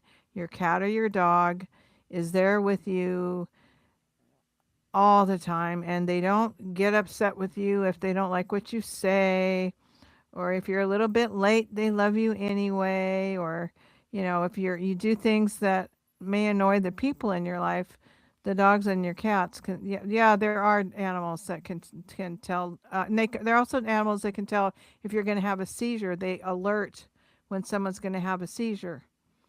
And so they're Hmm. medical service dogs because they go on, they can alert when someone's going to have a seizure or have low or high blood pressure. Good point there, whoever made that point. It was Jen. Yeah. Yeah, I got YouTube connected now, so I can actually pop their chat on screen now. It's something new I got working finally. It took me all this time to do it, You but know, yeah, I mean they really do that powerful connection and that um I do truly believe we do have that absolute connection with our animals and they even try to take care of us even afterwards. I know I told the story. My mom was leaving for work, going to town one day, going to Memphis, and there was this cat outside, and she was like, "Hey, what?" I was, "Well, I haven't seen," and it's like, "Hey, let me go get you some food." And so she went inside to go get some food for the cat, and then came back out, and the cat was gone. And we turned around and was sitting there, looking, and finally said, "Well, I gotta get it going." So she put some food down and she left, and there was a major wreck at the interstate on the interstate, and she had left at the right time. At the time she was going to, she would have been right in the middle of it, and which some could say it's just guardian angels using what they know um, to kind of shape shift to what you'll will stop and pay attention to, and they know my mom's gonna pay attention to animals, for sure. Um, and then she didn't even think about it till later that that cat had been gone for I think a couple weeks, but then so it's it's wild that even afterwards, the animals are still trying to protect you and take care of you. And I remember this too, like we had a dog named Gator. He was a lab that was juiced up on steroids. he, he was a puppy mill puppy, and but he was allergic to everything. He was allergic to grass. He was allergic to. We took him to the vet, and they did a panel on him, and he was allergic to grass. He's allergic to cats. He's allergic to everything. And they put him on prednisone to try to help him out. Which prednisone is a steroid, and he got big, and so he was like 120 pounds. We had fun with it. Gator was fun to walk around the neighborhood and stuff like that. But A you know, 120-pound cat? no, I had a dog, Dog? Labrador. Oh, Yeah, oh, oh, Labrador. Okay. yeah. And he turned around and then he had seizures and stuff like that. He was on seizure medicine, and one day he had a really bad one, and Mom was like, uh, she had to look at me. It's like, we're gonna be okay, Gator. You're good. You're good. You're good. And he I wanted to see Mom kind of uh, calmed him down. He went to sleep and passed away. Oh. But he was so worried about leaving us. Mm-hmm. You know what's amazing to me about animals too, and Ricky's heard me talking about this before. I don't know, you probably may not have Karen, but in the case of my cat, she's my guardian while I'm sleeping in that astral or spiritual realm. Had a couple experiences with that, and first one was not long after I got her. She was still like a kitten, maybe a year or two old, and there was one night I had gone to sleep in my living room here, and I had this dream that I was in my kitchen looking for something in one of the cupboards, and I could hear um, this sounds of movement on this couch bed that I've been sleeping on, and I figured it was her. And I looked over after I said stop it, and it didn't stop.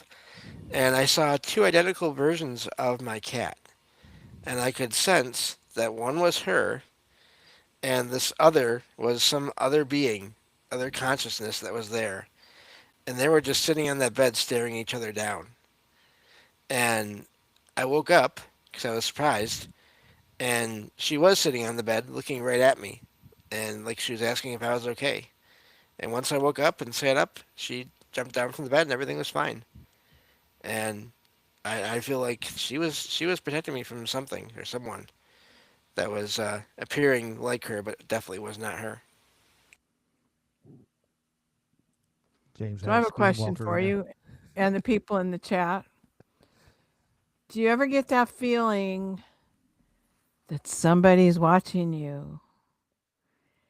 I get it at night sometimes when I have some windows without curtains or like glass doors that lead out in the backyard without curtains, and usually it doesn't bother me, but there are some times when I walk by those windows, say to go get a drink in the middle of the night or something, when I just get the feeling that somebody is watching me and I'd better not go in front of those windows.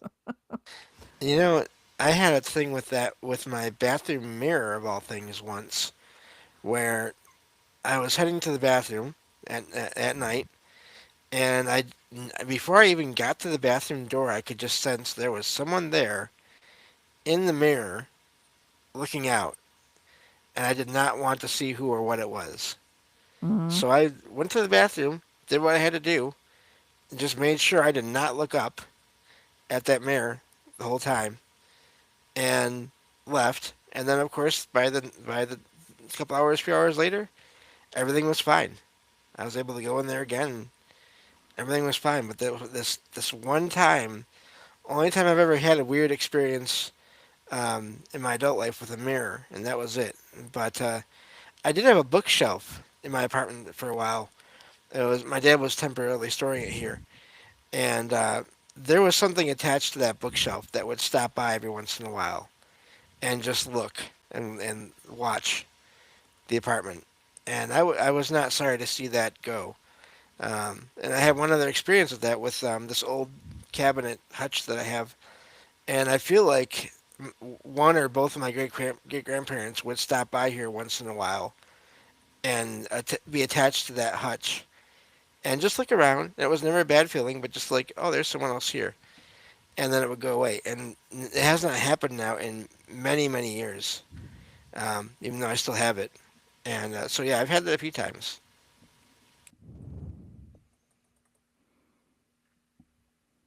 How about you, Ricky? Do you ever feel like somebody's watching you?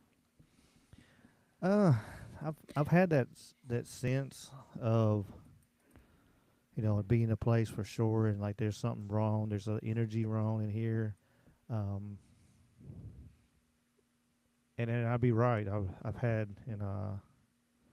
with the people, and then I've had it where it's kind of that lurking kind of feeling that um, especially like in my old house and stuff like that. Sometimes it would hear I could hear the little noises and sitting there thinking like, hey, there's something possibly be sitting there. Um, but I have had I had some instances that for sure would make me feel like there's something going on. There's something eerie, just a eerie feeling, a gut feeling, and like that. I'm one of the ones now that if my intuition and my guts tell me something, I'm gonna 99% of the time is right. Mm-hmm. I'm gonna go with Yeah. it.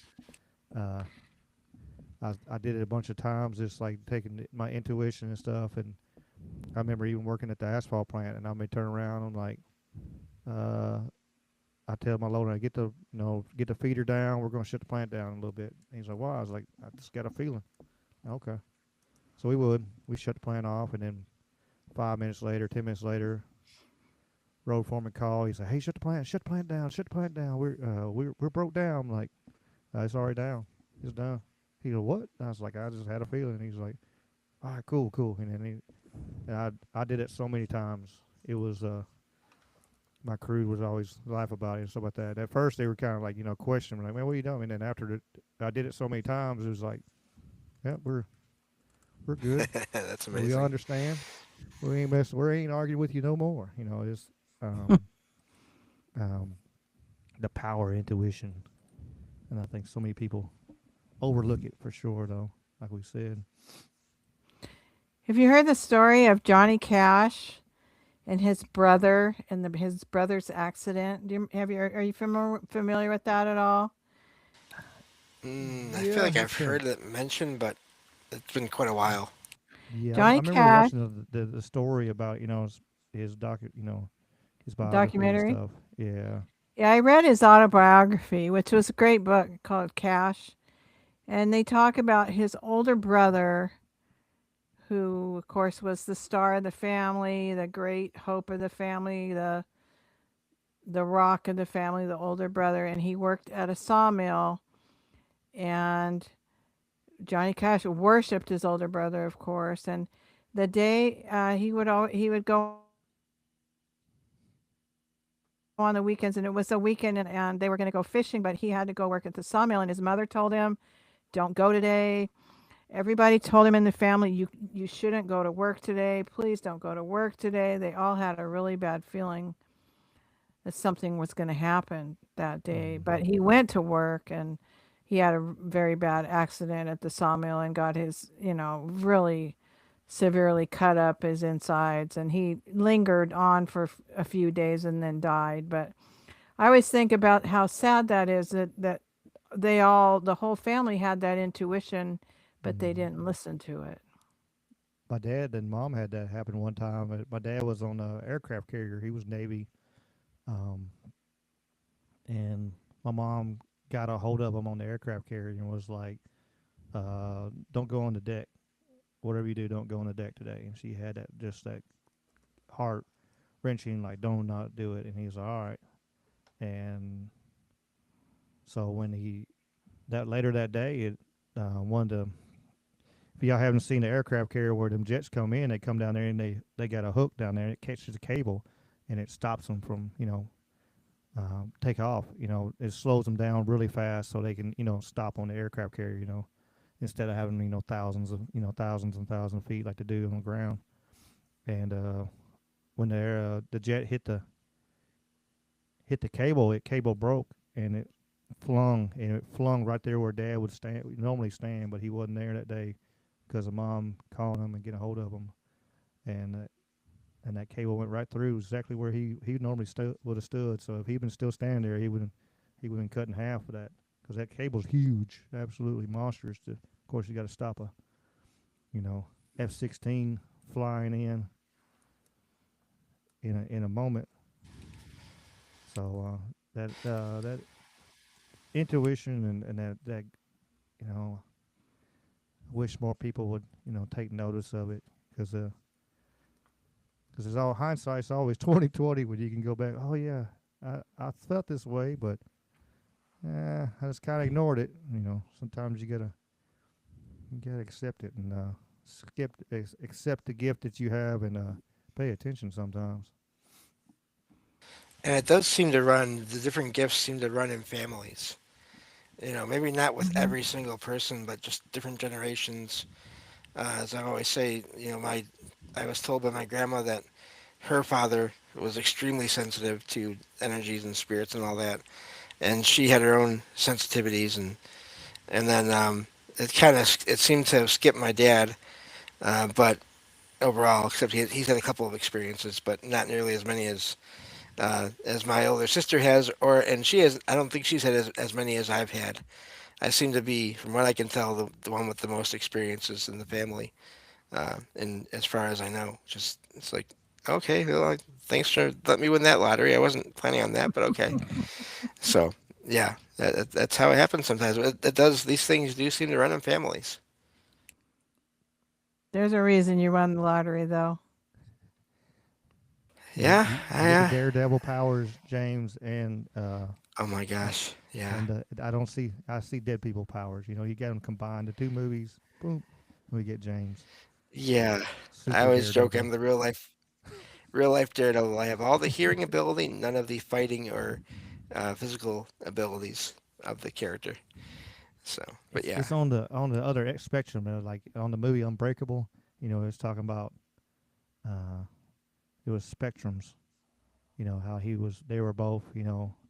Samuel L. Jackson's character and Bruce Willis' character was on the same spectrum, but on opposite ends, kind of thing. I wonder if that movie, how much like sometimes that movie has curiosities in my head too. Because like how much we know there's superhuman people. Stan Lee did that show years ago, and all the special people. Certain one guy had super thick skull, and other people had just breathing abilities, all kinds of stuff. And I wonder um, if that movie was really truly in a fun way, touching based on some of that stuff and showing that there's people with that lives on all the whole spectrum of actually superhuman and in different realms of it. I wonder. Yeah. And I mean, even with the energetic and spiritual realms, I always say it's all relative. Like to some people, I have had a ton of experiences. But there are people I've heard and read about, and one or two I know, who have literally paranormal, unexplained, anomalous things happen to them every day, every single day. Hmm. And so compared to them, I don't experience all that much. So it is all relative, it's and it's something that it's I make jokes about it, but sometimes it's I love it. Sometimes it's fairly easy to deal with. Other times it's not so fun, But it's what I have, and have to do my best to deal with it.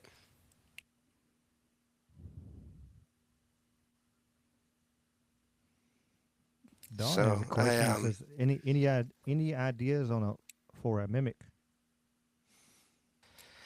I think they can exist. I do think though sometimes in some cases where it's a situation where you're in a familiar place and you hear someone and you hear their voice and that's all that happens, or you see someone that walking from one room to another and it's just like they're going about their regular business. I do wonder if those are more residual energies or time anomalies, where you're seeing that person, that physical person, or you're hearing that person, but you're just hearing them from another point in time. But that does not mean that there can't be mimics. And I think it seems like the signs that indicate that is when they actively either look at you or sort of try to have a conversation or do you have a conversation? And if they look at you and they have like a weird smile or look in their eyes, then yeah, that could be a mimic. But I think there's, um, when it just depends on the situation and the details of the event that happens. Interesting, interesting. Yeah. Um, again, it's for sure possible, like having that mimic, and especially like a lot of you hear stories about like evil, more, it don't have to be, but more evil, demonic entities and stuff like that, you know, like to use, a mimic style. So that they can manipulate people and make it. Oh, look at who I am, or I'm a child. You hear about that a lot of times. To be a child, spirit, and then you find out later on, that that's not really a that's not really a child. That's something completely different. And um, you know, it and mimics could be on the other side of things too. It's just they could be tied to like a jinn. Jinn Mm-hmm. are actually they do they like to mimic and shape shift and do all kinds of silly stuff like that, and move stuff and do things. Um, almost you can almost take like gin and put them on all like almost like so many different categories. Like even poltergeist type activity could be a gin, could be doing that kind of things even. And um, I know that they always you hear stories of them. That they're good and bad, and people have and so it's one of the ones always been curious on. Oh, same with little folk, little people, fairies, all those. There's all these different names for slightly different variations of these smaller figures, and they can be good or bad, and they can exist in nature, out in nature, but they can also be hanging out, in homes or buildings. And I think yeah, there's all these things, and I think in some cases of because I've heard accounts of these little figures also appearing or vanishing. So I think in a lot of cases when it comes to haunted places or paranormal places with a lot of paranormal activity, it may not always be a human spirit that's causing these things to Mm-hmm. happen. And it's something that it's there's still these sort of a lot of people want to put these things into silos of oh, if it's a house, then it's probably if it's a house that's haunted, it's probably a human spirit. If it's something that's happening out in nature, well, it's got to be one of these little people or cryptids or creatures. But I don't think it's as easily or as clear cut as that, based on everything I've read and heard. It seems like anything can happen anywhere. Mm-hmm. Absolutely, because I mean, at some time in at some point in history, that was not it wasn't a house there. Um, Yeah. so at some point, there could be something tied to that grounds or something like that. Um, well before the house was there, especially you especially hear like a lot of especially native Indian burial grounds and stuff like that, mounds and stuff like that. So many of those got destroyed, and I tell you what, I those if you never got the chance to actually visit one of them, and if you have of ability being sensitive to this kind of thing, there's a there's a lot of power and energy at a mound, because there's just and especially like I went to Shiloh year before last, yeah, I think or maybe last year. I don't know. It all blurs together. I All the feel like years it blur together. was a couple of years ago. I think it's A two couple of years years, ago. I because think I it was feel like 24.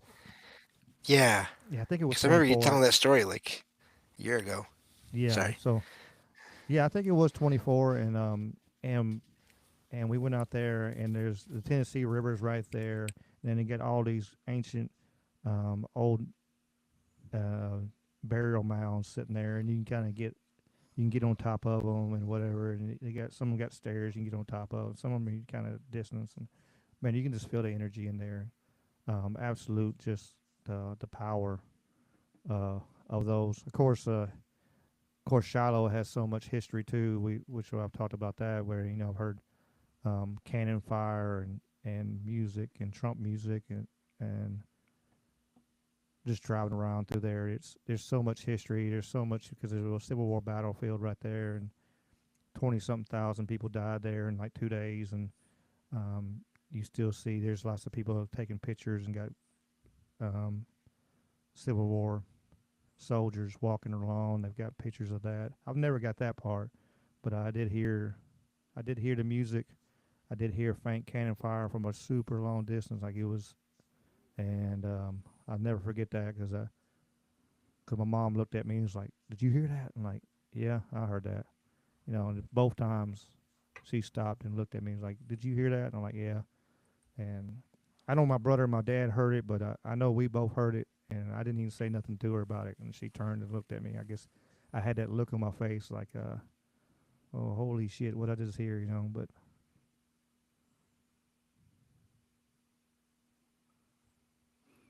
Yeah, I've heard accounts on Reddit accounts from people saying they've been to battlefields and actually seen apparitions of soldiers.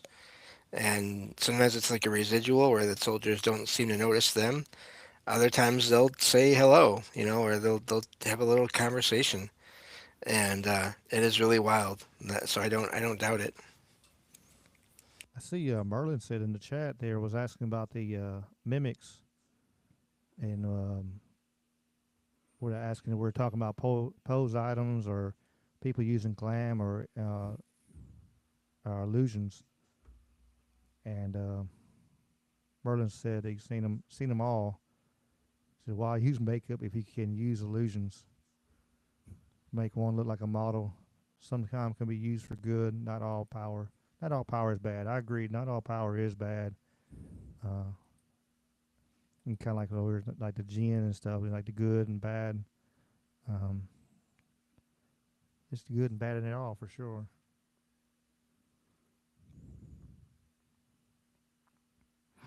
I Yeah, went to Antietam.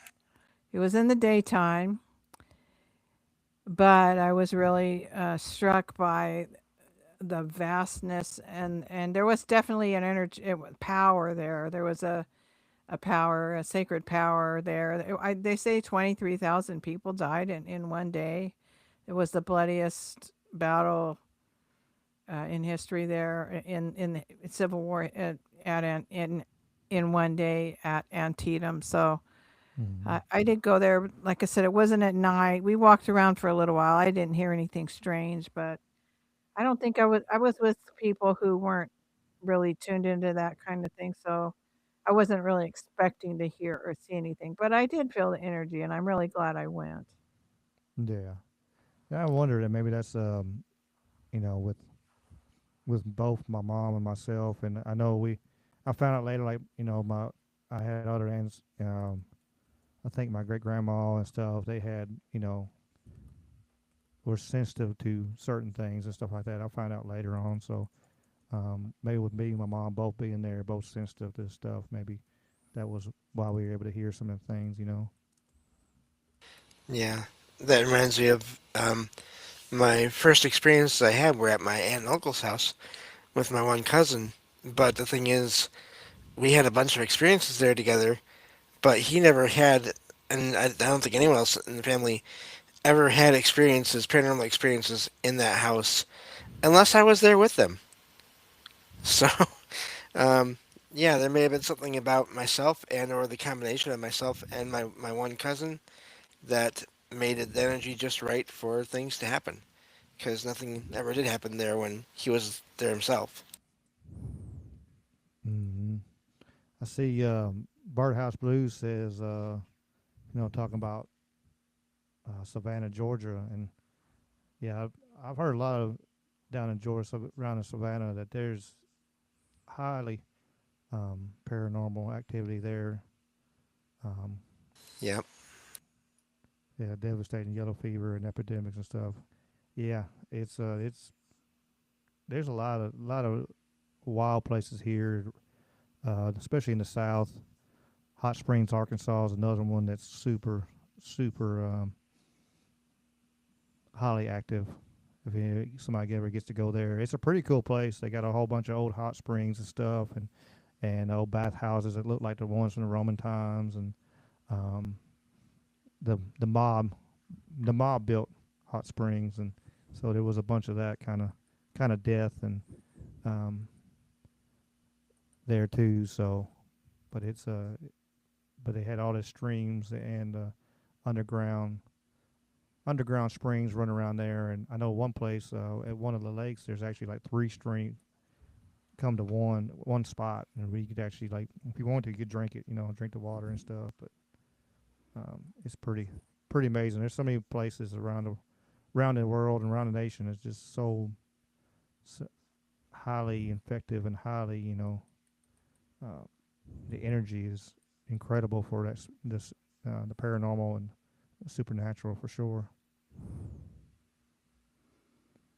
I see Jen said, what about poltergeists? We say Magi says, when one uses any power for harm, there is always some side effects that will befall them. There was always a price I believe that. if you use Yeah. any power for harm. I would do that. Uh, There's always consequences to your actions. You know. yeah. And regarding poltergeist, that's a fascinating topic to me because I've heard different opinions on what they can be or what they are. And there's some opinions that the energy from one person, often a teenager. Um, the stereotype is, of course, teenage girl, but that doesn't Mm. always seem to be the case. I've heard, plenty of other accounts where it's boys too. Um, but and so there's this idea that it could just be their emotions and their own energy causing things to happen. But the other thing I've heard of is the possibility of some other entity being around that is taking in that energy to cause things to happen. So it's as usual. There's no clear answer to what that is, from what I've heard and read. Yeah, I remember seeing one when I was a kid. I remember I told the story before. I think I even told it on this show. One of our first, one of the other episodes. But I mean, I remember looking at my friends. He had like a playroom above that was above the garage, and we looked out the window there to the neighbor's house, and there was something in there, and it was just like a energy tornado throwing crap and was launching shit everywhere, and just uh, it was the most amazing thing, wildest thing I had ever seen at that point, really. Um, other than the angel come visit me in my room, it but seeing that energy though, that just like I said, it looked almost like a tornado in there, and was just stuff getting launched across there, and I remember I'm like, nope, I'm never come back, and I never did. I never went back to my friend's house ever again because I was like, nope, that's too close to comfort for me, and I don't want to deal with that whatsoever. Yeah, I've been very lucky so far. I haven't had anything like that, or even had anything like, rare cases you hear about objects being thrown at people and all that. I've been very lucky. I've never really had that. Um, I've had objects vanish and reappear, but never had anything move towards me. Luckily, so far. Knock on wood. Yeah, knock on wood. I was thinking the same thing. Yeah, I hadn't had nothing thrown at me. Like I said, I could see it in another room, another place, another house, and like but it still is like, nah, it's too close for comfort. I don't want to. I'm not trying to bring nothing home, even though probably did with some of these masks here behind me. But I don't try to bring Always nothing comes back home. to the masks. It always comes back to the mask. Yeah, if that or that, I got a almost 50-year-old TV stand thing from Okinawa, and coffee tables and stuff. I got another buffet that's got gargoyles and stuff on it, and I found on the side of the road. So any of this stuff could really, truly have some friends with it. So if you hadn't started having issues, what process would you go through to figure out which item was causing the issues?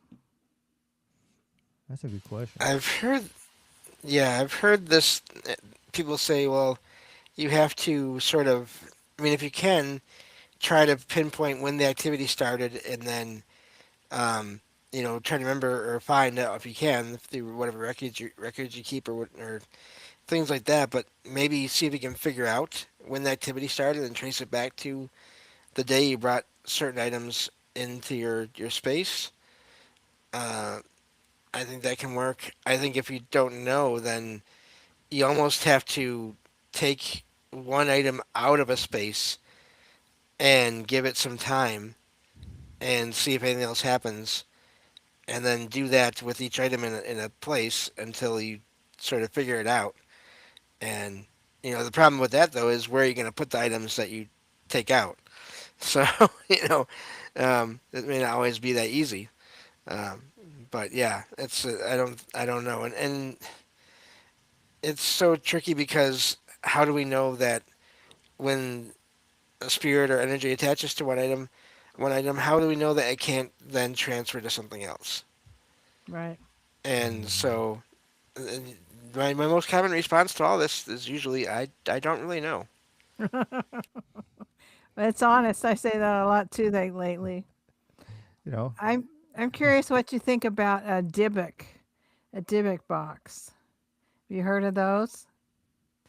I've only heard of the one that was featured on a History Channel, like when they relaunched their Haunted History TV series. Um, there's an episode about one of those, and it was apparently bringing all kinds of bad luck to the person that bought it and their family. And my only problem with that is I've also read online and heard online that has since been uh, proven to be made up. So, Oh, and I don't know for sure, one way or the other, because I didn't investigate it personally. I'm kind of stuck here at home a lot, so. But I mean, yeah. So I'm not sure, and I don't doubt that there could be those kind of objects that have energies or entities attached to them, but yeah. So I haven't really had other. That's the only thing I've really heard of with that. that sounds to me. It sounds incredibly terrifying and evil. I've heard a few stories about those, or seen a few little episodes, or you know, the same type of episode you've seen probably. But they say that Les Wexner, the person who's tied in with Epstein, that he's openly said that he was haunted or uh, what's the word Not possessed, I hope. possessed Yeah. Okay. possessed by a Dybbuk, and that he has been all through his life, and talks about just giving into it because since he'd had that problem since he was a young person, that somebody else was speaking through him, or somebody else's will was in charge at times. It doesn't sound like all the time, but I just thought that that was interesting for the times that we're living in with the Epstein files, and then the topics that we're talking about. But that somebody would say that he has talked about being possessed by a Dybbuk. So I just wondered what you thought about those. To me, they seem incredibly creepy. I see Merlin says stay away from them. They're not what they claim to be. Well, Not yeah, what I they would have claim. no, you would not find me going near one if I knew it was there. Yeah, me either. It's like Ouija boards. I ain't getting near them either. I seen one. Same Uh, thing.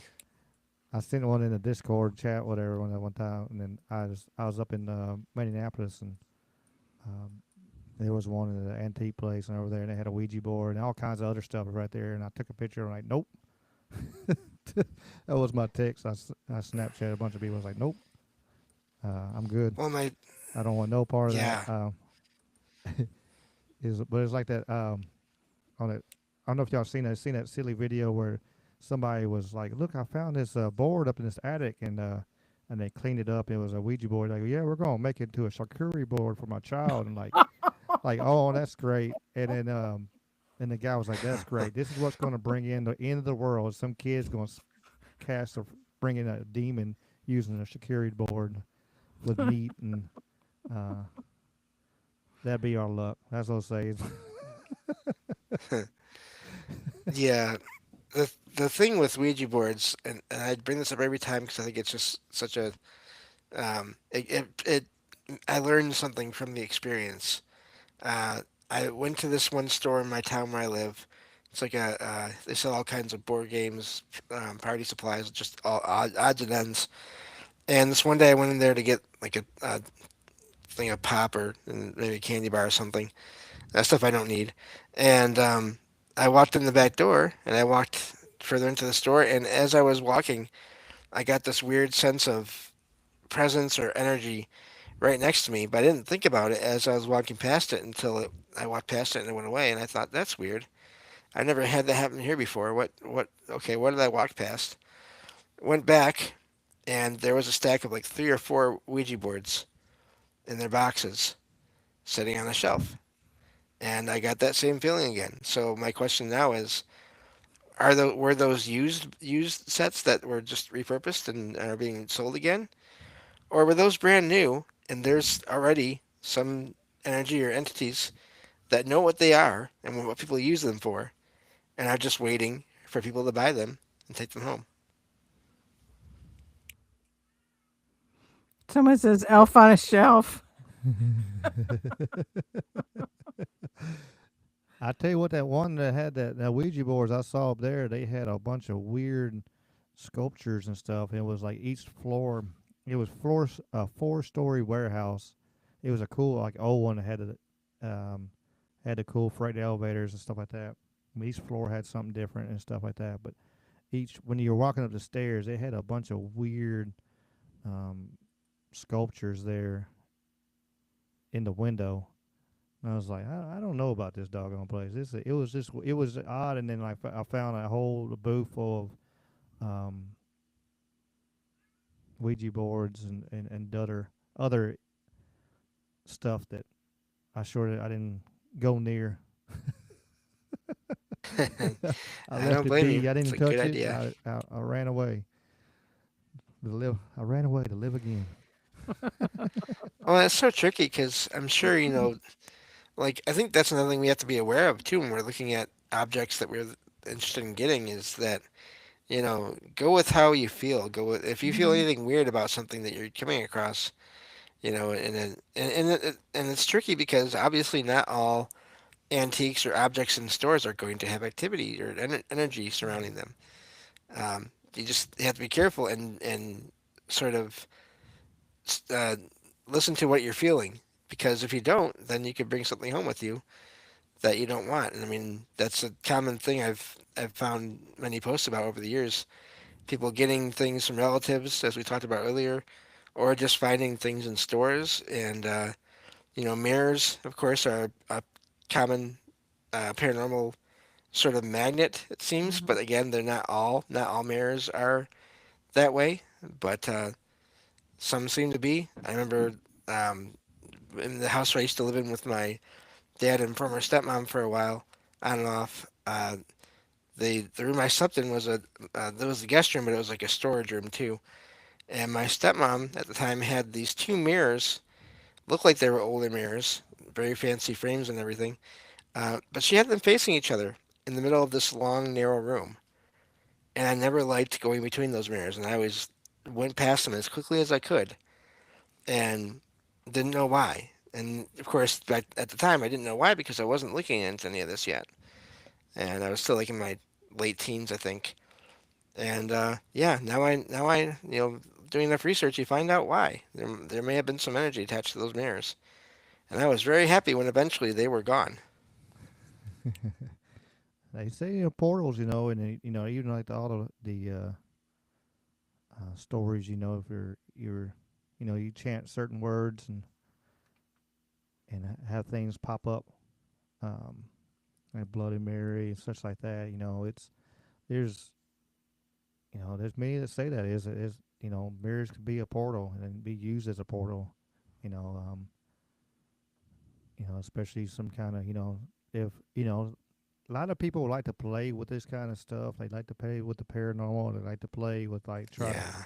open up things and like use and but they don't know what they're doing and they you hear a lot of mediums and stuff and talk about it because they talk about it as like, hey, they can figure out how to open these portals and open up these things, but they don't know how to close them. They might freak out and they leave these things open and leaving these doorways wide ass open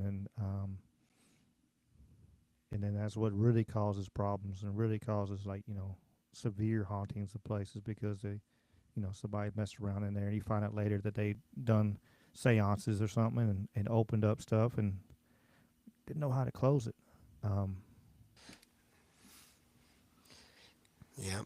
And I I mean, never, I just instinctively, even as a little kid, I would not do that Bloody Mary thing in the yeah. mirror. There is no way I was doing that. There's no way I was going to ever touch a Ouija board, and we weren't going to have any seances. I just knew that that was not a good idea. I Everybody Well, agree. else did it, but I just, it's like, nope, count me yeah. out.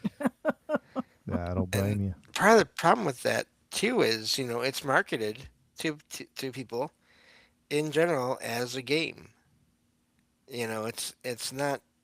It's not always people are not always made aware of what it could potentially do because that doesn't bring money. That doesn't get sales. So why would anyone, bother to put that on there? So that's part of. I mean, because it's not always people that are using it thinking they're going to have anything happen. They just think it's a game and it's something in the board or in their own movements or whatever, and they don't think there's anything spiritual or energetic going on there until something happens, or it doesn't in some rare cases too. Mm-hmm. They don't know what they're messing with. They don't know what they're playing with, and yeah, birdhouse has been voodoo has witch. Voodoo absolutely has witchcraft involved, and um, you go down there around Louisiana and stuff. There's some unique the people and just the energy of the whole area. Down Louisiana, it's a different area, and it's got a lot of voodoo stuff going on. But I seen Birdhouse asked about crystal skulls, and it made me think about my crystal skull bottle here of vodka here. But I wish I had one of the original crystal skulls. I seen some. It's some interesting because we know crystal can actually hold like Mhm. information. We know it can actually hold hold data, Yes. and some of them is pretty amazing. Some of them, you could tell, they've kind of tell that they're that kind of faked and stuff like that. But some of them, there's no chisel marks. There's no way you know, unless it was like hundreds of years, somebody polishing this thing every day to get it point. Yeah, it's the Dan Aykroyd. That's exactly what Dan Aykroyd's vodka right here. I had two bottles. I gave one away. I actually got a bottle. It's a alien head. It's green bottle too. That's over there. I might grab it in a second, show you too. But um, yeah, this. I think some of the crystal skulls that actually there are some energy and there's some real stuff into it. Of course, I think they've made some fakes too.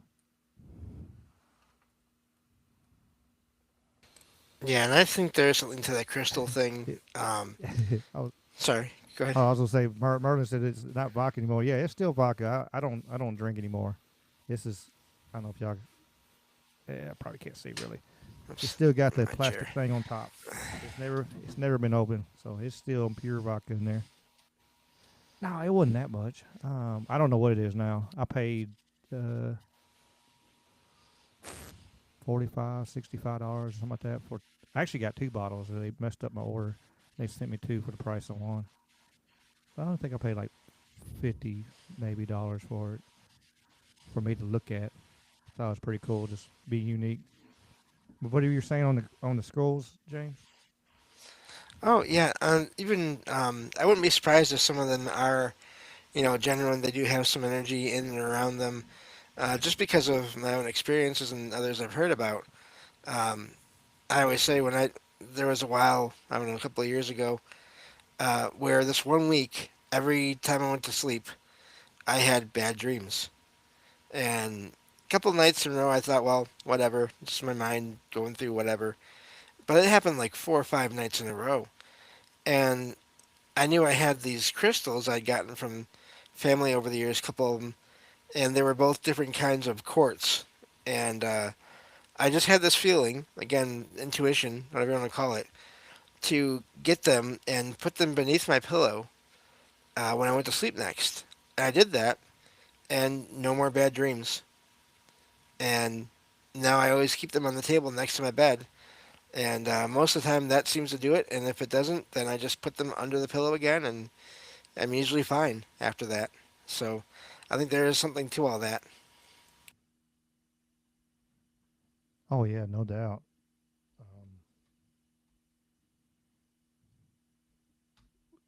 Come on, keyboard work. Uh, yeah, well, I got a bunch of little crystals and stuff somewhere around here. Um, it's pretty neat, and you hear, you hear power, and you hear people talk about, you know, the energy in them. It's got to be something to them, like, it's like on everything else. Um, it just everything's got to the point where, like, well, there's, just, like so many people just blow stuff off and whatever, and that's just BS. But again, it's just another one of them things that there's so many people, so many um, that's had these connections and stuff, and these power, you feel these power off these items, and um, makes me, makes me for sure, think that hey, there's got to be some truth to it. There's pieces of truth in all of it. Uh, Yeah. I even I'll hold them. I'll just hold them if I'm having a really. Sometimes I go through depressions because my eyes and stuff just bother me. Not just physically, but just all the little things that come from having that condition, those conditions. And if I'm having a really bad day, sometimes I'll just hold them in one hand and just sit and try to relax, and it seems to help at least a little bit for a time. And so I do think that's how it works. I have no idea, but they always feel when I do that. They always feel warm in my hand, even before I start holding them for very long. Like they're just instantly warm, which doesn't make sense, especially this time of year, for that to be the case. In a mm-hmm. government subsidized housing kind of place, there's air that Oh, comes in here it's and the there, and best, it's man. They take care of oh you. yeah, Yeah. and so yeah, but they're always warm no matter what, which is really fascinating to me.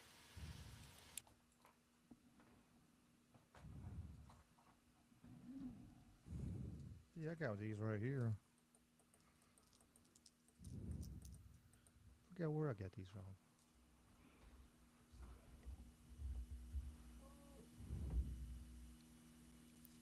Which ones are those? I'm not sure what all they are. I really don't. I forget. I remember seeing what they were, but um, just thought they were neat. I like going like the out go out to East Tennessee, North Carolina, and stuff like that. Right there in the Smoky Mountain and stuff. They got all them little stores and stuff everywhere. You can buy crystals and stones and stuff. They got stores. That's all they do. It's amazing some of the crystals and stuff, and they have. They're some of them are huge monster things. They charge out in the world for, but thousands of dollars and stuff for Yeah. this one little crystal. I love crystals. My daughter and I both love rocks. When she was little, I couldn't do the laundry without making sure there were no rocks in her pockets. Oh no, because she picked up rocks everywhere she went all throughout the day. Yeah, crystals and gems, precious, semi-precious stones. I have a lot of them, and I took a lot of geology classes. I'm was qualified to teach geology, so I don't know all the rocks, but I know a lot of rocks. I love rocks, but I don't have the great big expensive crystals you're talking about. Oh yeah. Once in a while, my daughter and I, for one of our birthdays or Christmas, we'll go to a crystal store. And we'll each pick out which ones we want for Christmas. So we each get the crystals we want. One year we both got an amethyst and a labradorite. Oh, nice. I My have mom a and dad's got a huge crystal. Like, I don't know why I was there, but it was under the house. But the thing is, it, wow. it's quartz crystal, and it's kind of shaped like a pyramid, or like a mountain pyramid thing in it. That's amazing. But it's over 2 foot tall and Wow. probably a foot and a half wide, something like that. Um, it's huge. I tried to get a guy to come out there and look at it one time and just see. Mom's, I don't want him to come out here. You know, I don't want him to sell my crystal. I'm like, I don't want to sell you a crystal, Mom. I'm just curious, like, just curiosity of what it could even be worth, or like what is something like this, and any kind of other stories on it and stuff. But she put it in the middle of one of her gardens, and it's been there ever since. But yeah, for whatever reason, it was under the house. I don't know, maybe. I don't know. They say malachite helps with frequencies, with all the cell phone and all the frequencies from all the technology around us. So I always wear my malachite. I always have almost always my malachite bracelet, and I always wear an amethyst, silver and amethyst bracelet, and then those are the ones I wear all the time. But I wear that malachite because I was having issues with frequencies, with being too Mm. sensitive to frequencies. So I kind of started looking into which stones are the best for that, and so I try to wear malachite. My mom I gave the me one one. stone. I don't remember where's on my desk. She gave me a cool. Like, it was like a blue. I'm curious now. I seen Merlin said had a hematite uh ring explode. That's must Mm, have been a lot of negative energy it was pulled in, trying to disperse. yeah. I the one paranormal convention I ever went to, that I was able to go to, of course they had a vendor room, and I found this I think it was amethyst. It was amethyst crystal, but it had been like shaped into like a cat. It was like carved to be a cat, and so of course me being one third cat, one third vampire, one third person, I had to get the cat. So I have the cat, and it's pretty cool. They could get one shaped like a vampire. No, it's okay. I'm only the good part of the vampire, which if there is any, then that's me. I'm only Yeah, one third vampire because I cannot stand light. Light is evil. yeah. I remember where it's at. Let's see if I can get it up close enough to the camera. Yeah, I forget what this is. Mom told me. It's pretty cool though. Hold it up. Closer, closer. It's got like a blue tint to it. Uh, I don't think it's selenite. It could be selenite. I don't know. I'd have the texture and see. I forget. I got that on my desk too. Neat. The random stuff in my house. I don't have any rocks near me, I don't think. Actually, Yeah. I probably do. I also I have a moonstone ring on. But yeah, I really like those crystals and stones a lot. Hey James, Yeah, but Duffy said you're 1/3 cat. So who changes the litter box? I do. I mean, because The yeah, other 2/3. I'm yeah the full blown the full alien cat creature is my master. I have no choice. That's that's the way it is. Alien overlords for Good sure. question though. Yeah, Mr. Duffy, he sent me a mask and some crystals. I'm hoping I haven't got a package mail yet since the storm, so but Oh, Yeah. wow. they can't make it down my road.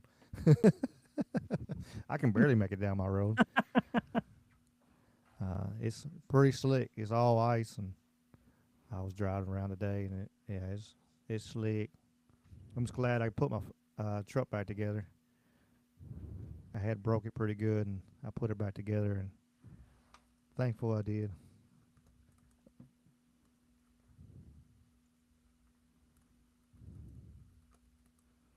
Yeah, John said good the timing on structure that. looks like a Anyway. selenite, but color not so much. Huh.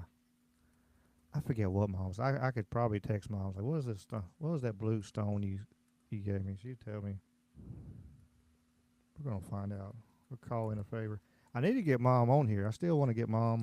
I was going to Some. ask you about that. I, Yes, that would be amazing. I was gonna probably wait till after the road's clear because I know I'm probably gonna have to get my brother to go over there and like help her set the set the stuff up. Uh, which is it ain't bad, but I still she's make sure she got everything right, whatever. But Yeah, kyanite possibly.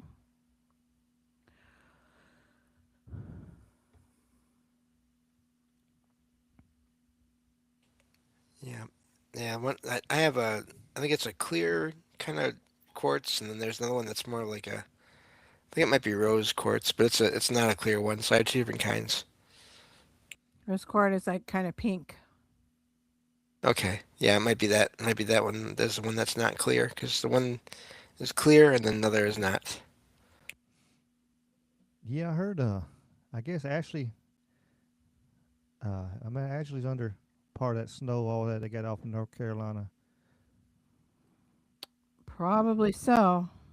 It'll be 4 feet, And then and have a snow Minnesota. hurricane. A snow hurricane. Oh, oh, it's a new event. Yeah, yeah, it's a new event. They're just not they're getting hit now. Okay. And then our friends in Minnesota were. It was just so cold there, unbelievably cold. What you got, James? James is up there in that area, though. Not Minnesota. He's right there next over. What's your temperature going? It's not too bad right now. I think we were down to like the single digits, and then with the wind chill, it was negative for a while, like negative. I think 20 was the lowest at one point with the wind chill. I think it's kind of started to warm up a little bit here. It's like in the teens and the 20s now. At 20s in the daytime, teens at night. So just really amazing to say that's getting warmer, but it's true. Oh yeah, I But understand. yeah. It's going to be in the 40s and 50s this week. Finally, um, Oh, that sounds amazing. yeah, it's gonna. Not today, but the rest of the week it's Right. supposed to warm up and finally melt this crap away. So, um, hopefully by Tuesday, it's supposed to rain too. So hopefully Tuesday it'll wash all this mess away and it'll be just a big muddy mess. But at least I can deal. I rather deal with mud right now. Yeah. I don't blame you there. Yeah, Bigfoot, Duffy. I think some of the snow is kind of a absolute man-made event, and I posted that video on a short. It's had decent numbers so far. But talking about it, but the guy from Rainmaker was on. Um, how was his name? His damn podcast. But he was talking about how it's easier for him to make snow, and they were about to release a program. This was June. They did the interview in June of 25, and he said they're going to be releasing the program in January of 26. And of course, what do we have? The biggest freaking snowstorm in one of the biggest in history that stretched across as much as they did. So You know, things that make you go, hmm. People in power don't care. They've got all the supplies they can need to get through anything, basically. Well, hopefully. So, I know we've got people down here that's still going to be a couple weeks out of power. I know some just got yeah, their it's power back. ridiculous. Luckily, blessed, I only lost mine for about an hour, and which I went down there and cranked up my welder and got power on for a little bit, and then about an hour and a half later, my neighbor's like, "Hey, the power is back on. You can you can shut your generator off." I said, "I appreciate it." So good to have good neighbors. Give me the heads up that I didn't have to run my fuel out of my generator. So, but luckily that's all I had. I know some had it many days and um, were stuck. Stuck at home, which I wasn't stuck at home. I got out about every day, just riding around, pulling people out, pushing people out. It's one of them things. Being a good neighbor. I'm trying. Just somebody need help, and I'd stop.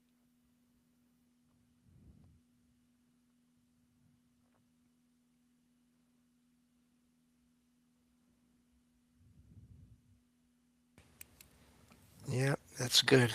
Because there's a lot of people that can't help with a lot of things, so it's good that you do that. Yeah, yeah, yeah. They, for sure. Some wish they could help and they can't, and some don't want to Yep. help. But Hmm. it is what it is.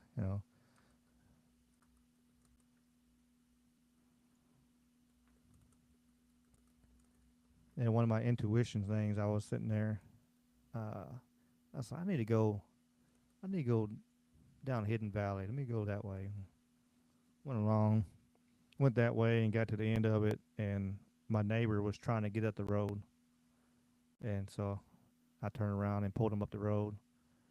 Uh, but whatever I was like, I needed for whatever reason that intuition told me I need to go and go that way, go check out that way to see what's going on.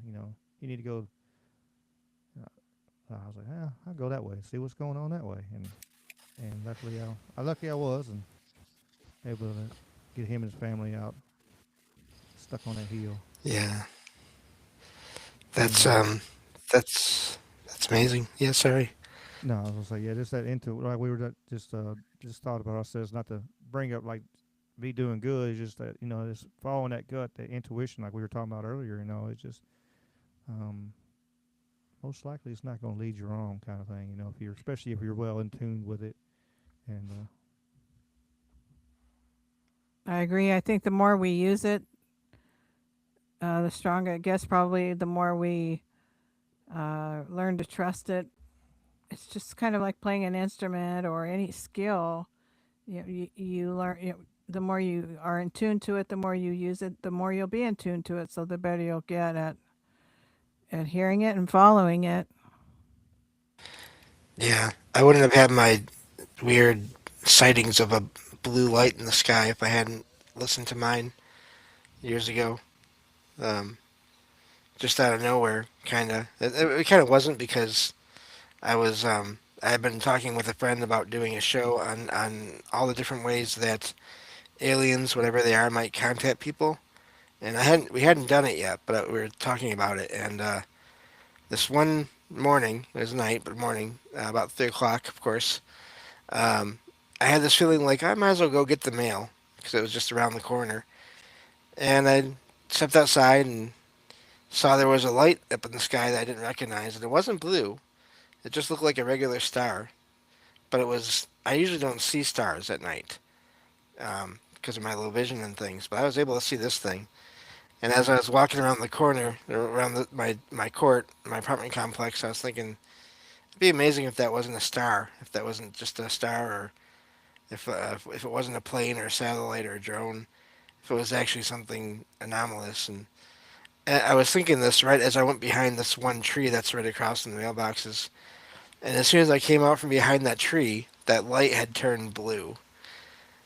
And I got the sense of a presence from it, and I I basically I just couldn't believe it. I stood there looking at it, and I sent out a thought, like basically just saying hello, and I got a response back, same word, hello, but it was so quick, it didn't even really sound like a voice. It was just like a thought. And I tried asking other questions and didn't get a response, but I had in total, like I had that sighting, and then about a week later, I had another series of sightings, like 5 nights, 6 nights in a row, of this blue light outside, up in the sky, and there was always a presence with it. And the second to the last sighting I had a witness. My mom actually saw it too, and of course she wrote it off as probably just being a drone or satellite or something. Uh, but yeah, so I think listening to that, whatever that is, whether it's us or whether it's others or who knows all the time, but I do think it's important, especially if we feel like it's something we should do, or it feels like it's going to be a positive thing, whatever it is. I think we should listen to that. Absolutely, absolutely. That's one thing. The all the various tribes that I watched their documentaries today, they all talked a lot about. Well, for they did talk about intuition, but they also well, they didn't use that word, but definitely something they all have and use. But also UFO, a lot of UFO activity out over the areas where they live, which I also thought was interesting. But they didn't go too in depth into it. But it sounded like it was a common denominator amongst the reservation lands. Yeah, there's lots of stories and you see it in the petroglyphs and stuff like that, on the caves and the walls and stuff. Like lots of um, stories, of UFOs and and and everything that's really in the in the supernatural paranormal like world. It seems like they get them all. They get the cryptids. They get the shape changer and like skinwalkers and stuff. And they get the UFOs. They get everything, and it's wild to see. And they've done that, and they've had it happen for hundreds to or more years. Even thousands. Some of the petroglyphs and stuff they found. So they're it it really does make me to ask them questions and stuff like that.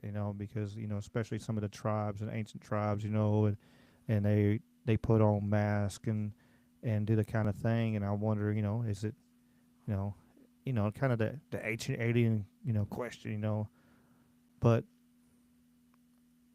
it is possible because I mean we have the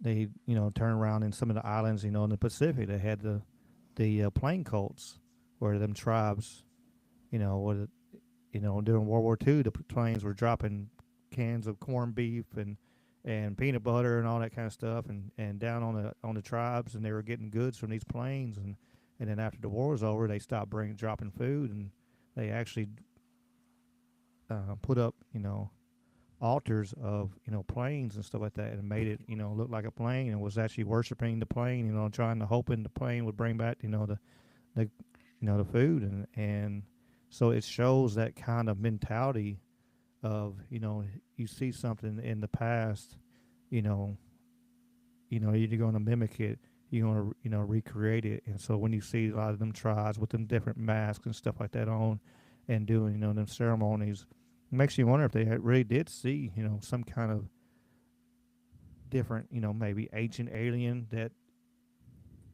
from the past that came and gave them knowledge, um and so they wanted to represent that kind of thing. It truly makes sense, especially like after seeing the plane cults and stuff. Hmm. Remember that movie, The Gods Must Be Crazy, where they were worshiping a Coca-Cola bottle, I think, that had been dropped by a plane. I don't remember the movie, but it had something to do with a Coca-Cola bottle being worshipped. sent from God. I think maybe dropped from a plane. No, There was a couple of things in these documentaries. The one about the Apache was funny. There was some great humor in it. And they were kind of laughing at their circumstances living on the reservation. They had little rundown neighborhoods, like this is this neighborhood, that's that neighborhood, and they had funny names like Smurfville or just funny little neighborhoods. And they said this is where the older people live. They called it Ben Gay. Wow. Do you know what Ben Gay is? I've heard it's It's associated an with older people. ointment. It's an ointment, like a mentholated ointment that you rub on sore joints. So they hmm called the older folks' little neighborhood. Oh, it's over there in Ben Gay. Oh wow. I That's thought that funny. was so funny that they called the place where their older folks lived Ben Gay. That was the name of their little village. Because Ben Gay is something the older folks use. Apparently, the Native American older folks use it. Yeah. There's It's, humor is it's useful and necessary in a lot of and ways. then they were talking about a lot of the Native Americans being Crips and Bloods, and the guy who was talking about it was an older guy, and he was an alcoholic, drinking beers, so he could function and lead the tour. And he said, "So I'm wearing neutral colors, and oh, this guy coming up here, he's a Crip." And they drove by him, and he was using a walker. He was an older guy who was a Crip using a walker, and the driver was Native American, and he was just snickering. It's like, but they had humor about themselves. It was funny. It was well done, but it was really interesting too. Yeah. I when I was little or a kid, I I would hear people make jokes about themselves that they were legally blind, or even just jokes about blindness in general. And as a kid, I did not like that at all. Then I got to be an adult and had experiences in life in general, and now I'm the one making the jokes about my own situation at times. Because what else are you gonna do? It's it does humor does help in a lot of cases if it's done respectfully and you know that kind of thing. Right. Yeah. It's an art to be able to laugh at yourself. For sure. If you can't find humor, like some of the best comedians, the ones that they make fun of themselves, That's like, true. like That's Rodney true. Dangerfield or something like that. He just talked bad about himself the whole time, or and so many others. Um, we can truly laugh at yourself, then you can, some of the best comedy.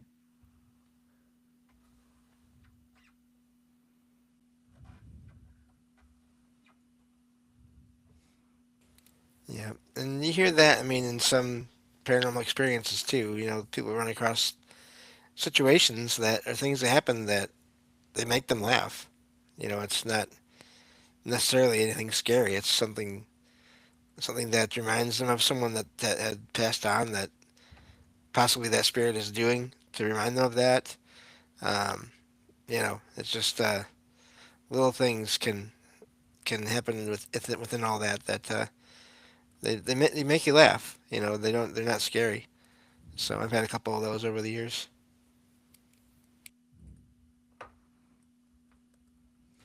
I My favorite is when I was at one point I was listening to an audiobook of Robert Monroe on out of body experiences, how to have them, and all that. And I fell asleep in my chair because it happens fairly often. And I had this dream of being back in my grandparents' house, and they were there, and all their furniture was back there again, and they were sitting in the living room. But there was this annoying voice. There's this guy talking, and I wanted to get the voice to stop because I wanted to talk to my grandparents because I felt like it was really them. It was their spirits or their consciousness. And I was wandering around their house trying to find the source of this voice. and I went right past my one of my old laptops sitting on the dining room table. I wonder now if if I had opened it, I might have been able to like somehow stop the voice, which I don't even know if that's possible. But at one point, I kept on trying to figure it out, and my grandma eventually just laughed out loud and said, I kept on asking, where's this voice coming from? And she said, it's coming from you, James. And I just stopped, and everything started to fade. And it started to fade because I was laughing, literally laughing, as I was waking up. Because I realized, yeah, it was coming from me. It was the audiobook still playing, and it was somehow still there as I was dreaming. Hmm. And that's why I couldn't get it stopped because it was coming from outside of that space, and so it's annoying because like I wanted to talk to my grandparents, but also yeah, she was right. So anyway, good laugh here and there is always Yeah, absolutely. welcome. Yeah, laughter's good for the soul, as they say. Yeah, TK said that humor helps everything. It really does. It's good to it releases, like if you had a lot of tension or stress or whatever, and you can find something to laugh at, and just you can see, at least for a moment, you see some of that stress and BS go away. Yeah, we had a great time today laughing at the Bengay joke and at the crip using the walker walking down the dirt road. We just needed to laugh. There's so much horrible things, in the news cycle that really struck us funny. Oh It may yeah, not really be that funny, but we just needed that laugh. absolutely. So how much longer do you think we're gonna go? I need to go to the store before before it closes. And I can leave and you guys can keep going if you want to. And Oh no, we can. I'm It's not in that much of a hurry. I just don't yeah, want to yeah, go too long. yeah. I understand. No, we're almost in 3 hours. That's James. We're going to do the record. We're going to go six today. No, I was playing. He got quiet on me. He don't even want to talk to me about that. We've gone 5.5 on this show so far. Yeah. I was muted. I was actually saying, sure, yeah, 6 hours. That sounds just fine. You guys can Sounds keep Uh, going. sounds enjoyable. I've got Yeah. another half hour in me, but you guys can keep going as long as you want. Oh no, no, no, this is good. yeah, it'd be it'd be 15 minutes of Ian's, saying all our stuff at the end. Anyway, Okay. Exactly. probably. Um,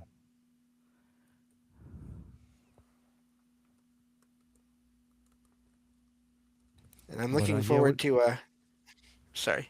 oh, go ahead, James. I was just gonna say I'm looking forward to joining you, Karen, and everyone over on Nights of the Storm, and talking about my experiences and answering questions. Whenever y'all want to schedule that, Okay, I'm we'd happy to love be to there. do that, definitely. And we have a Yeah. lot of open days. We are having Mr. Hirschman, who is an embalmer who has experience with the rubber fibrous type clots. So that he's on this Saturday. And then I don't think we have anybody scheduled after that. So we have a pretty wide open calendar. Okay. So we hope Nice. people will join us on Saturday when Mr. Hirschman is with us. And then we'll let you know when James is scheduled. Sounds good. That'd be awesome. Be awesome. And Birdhouse Ricky, Blues. you're Yeah. welcome too if you'd like to come with him. Okay. Sounds good. Y'all It's just up to you give me guys. a heads up, and I'll see what I can do. Um, I do got some fights coming up, but we'll figure it out. But yeah, Birdhouse Blues. We're every Sunday at 7 Central Time. We are here, and I'm hoping Merlin's got the right email address now. So we're gonna get together. We're gonna get Merlin on here talking um, some amazing stuff. I've seen Merlin in the chat. Um, it's gonna be fun. Jen, we need to get you on here. I know you got tons of stories too Yes. to tell. It'd be awesome to have you on here whenever you're available. And like I said, Yeah. And I Still gonna try am to get going to Mama. start a show.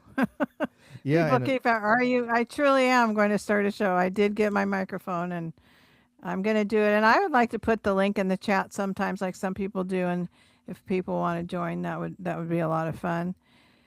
Somebody was talking about laughing or crying at a funeral. When my grandma died, I didn't cry at the funeral or in front of people. And I know my cousins especially thought, what's wrong with Karen? I love my grandma. She was like my soulmate. She was my best friend, but I just didn't cry in front of people when she died. I cried for years before she died, Yeah. but I just, so it's, and people react differently to different situations. I know when sometimes when there's a crisis, I will laugh and I don't want to laugh. If somebody gets hurt or something, I might laugh, but it's like a stress response, and then I'll take care of it. But I find myself laughing at times when I shouldn't be laughing, and I don't cry sometimes when people think I should be crying. So um, I think we all react to those stressful situations differently. Yep. absolutely. I agree. Sometimes it will always say I laugh to keep me from getting mad. Sometimes like something really makes you mad. I do that sometimes.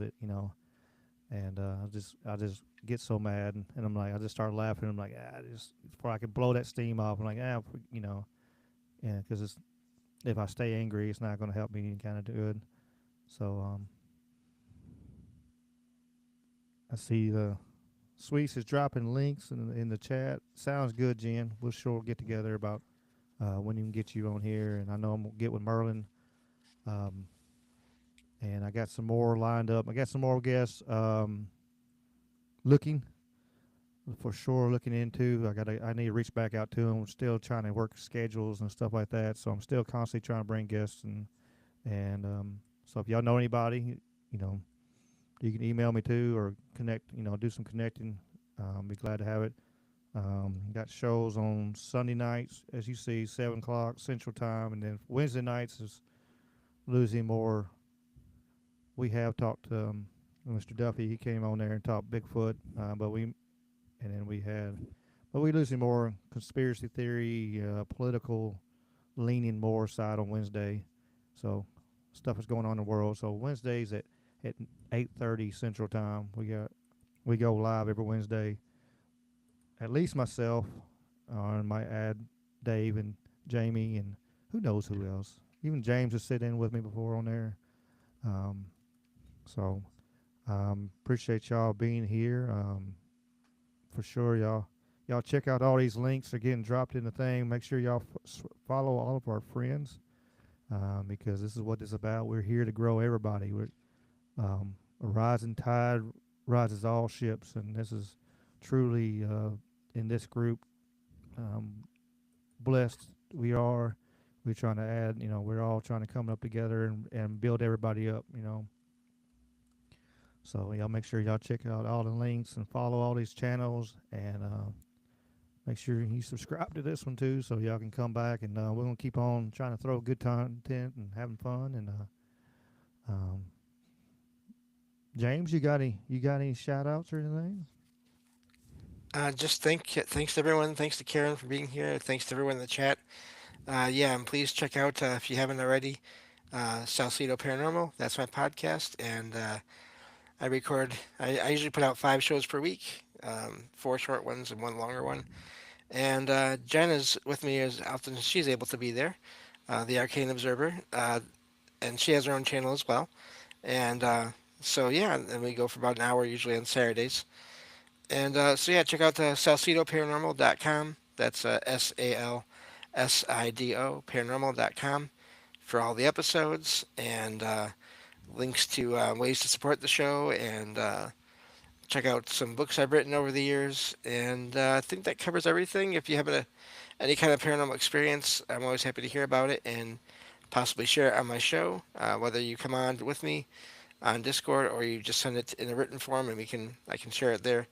And those can all be sent to me through email. That'd be salsidoparanormal at gmail.com. Or if you are on Discord, you can find me there, and you can find the links to the Discord and all my episode descriptions. So An easy way to get in there that way as well. So thank you as always, if I could talk, and thanks Ricky again for having me on as well. Yeah, number 7, Words James. are Number hard. 7. Words are hard, that's for sure. Miss Karen, you go ahead and you got any shout outs or any opening Sure. thoughts? I'm on Nights of the Storm on Saturdays at 11 a.m. Pacific, 2 p.m. Eastern with Jason Barker and Ashley Think Change Repeat. We have a variety of guests, and sometimes we don't have a guest, and we just play it by ear and talk about topics that are of interest at the present time or topics that we've personally been wanting to talk about. I was on RB Ham's show Beyond the Pale last night.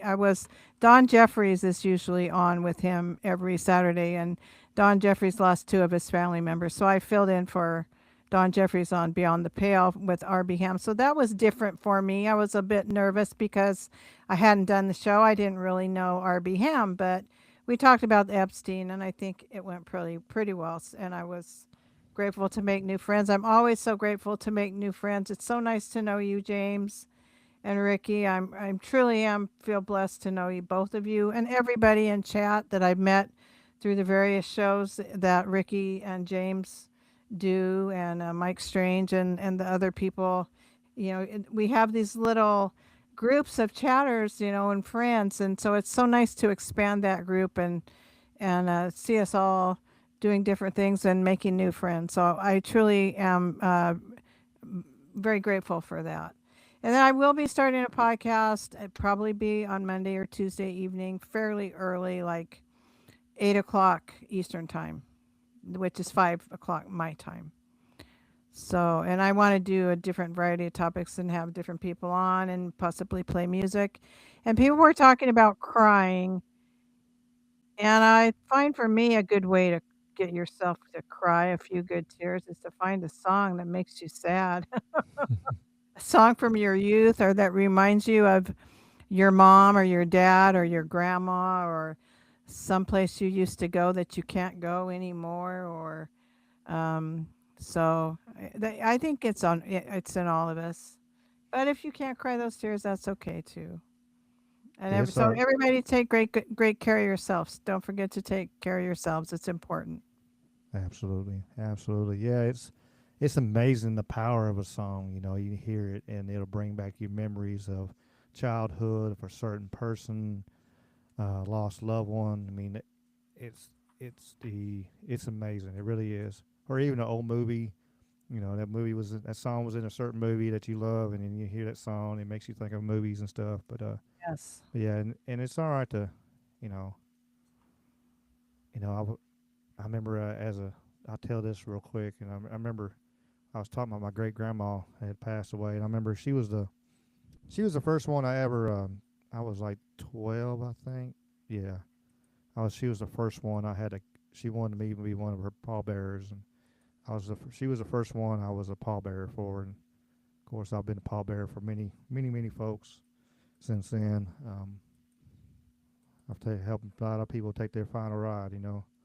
But yeah, I remember I had my mom on one shoulder, and I mean like I said, I'm like 11, 12 years old, and my nanny on the other shoulder, and my shirt is soaking wet from them crying and tears, and I'm just Oh, sitting there, uh, not crying one bit because I had to be strong. I remember, and like 2 weeks later, I finally let loose and by myself, and finally cracked and let all the emotion out, kind of deal.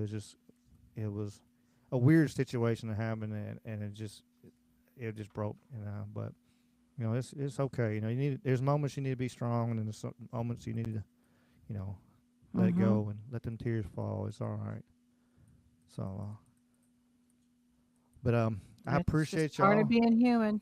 It is. It truly is. I appreciate y'all being here, and you keep coming back. Thanks for subscribing, Birdhouse. I'm glad you enjoy it.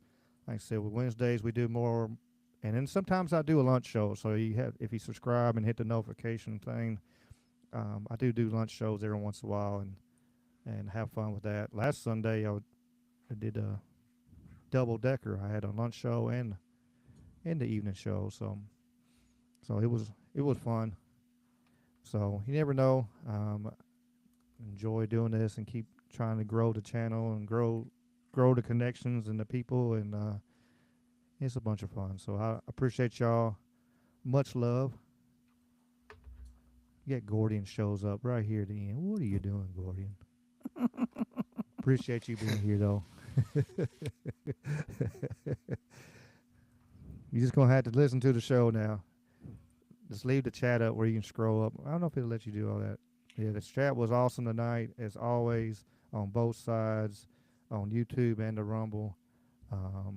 Very insightful, very, very knowledgeable, and great stories from all. And thank you, Miss Karen. Thank you, James, for being here. Thank you. I kind of invited myself, but you were gracious enough to that's let all me you do join is say, you. "Hey, I want to be there." I'm like, "Okay, you got you. No problem. I'm gonna be." That's how I did it. Yeah, hey, I'm gonna do that. I'm like, "Okay." Yeah, James sure that. I was like, "I'm gonna do a paranormal show." He's like, "I'm coming." I was like, "Okay, you're coming." Which Well, I've been wanting nothing to going do. on. I was time, wanting to do so more might on as well. Wednesday nights, but the crazy world we live in has gotten it. All the chaos had took over, and so I was like, well, I still want to talk about this stuff. It's stuff that's important, and so appreciate y'all being here again. We'll get to let's hit that outro song, and yeah, Jason, we're looking forward to Karen's new show. For sure we'll help build it up and get as many people you. and eyes on her as we can. Yep. It's gonna be great. Best outro song going is yours. I love it so much. Yeah, I love it. I put it. I started using it for everything now. Now I'm trying to use it more and more, except for the intro here. But I like the spooky music coming on the intro. But going outro though, this song here is just, I love it. All right, here we go, y'all. Much love. Take care, everybody. Let's see if I can make buttons work.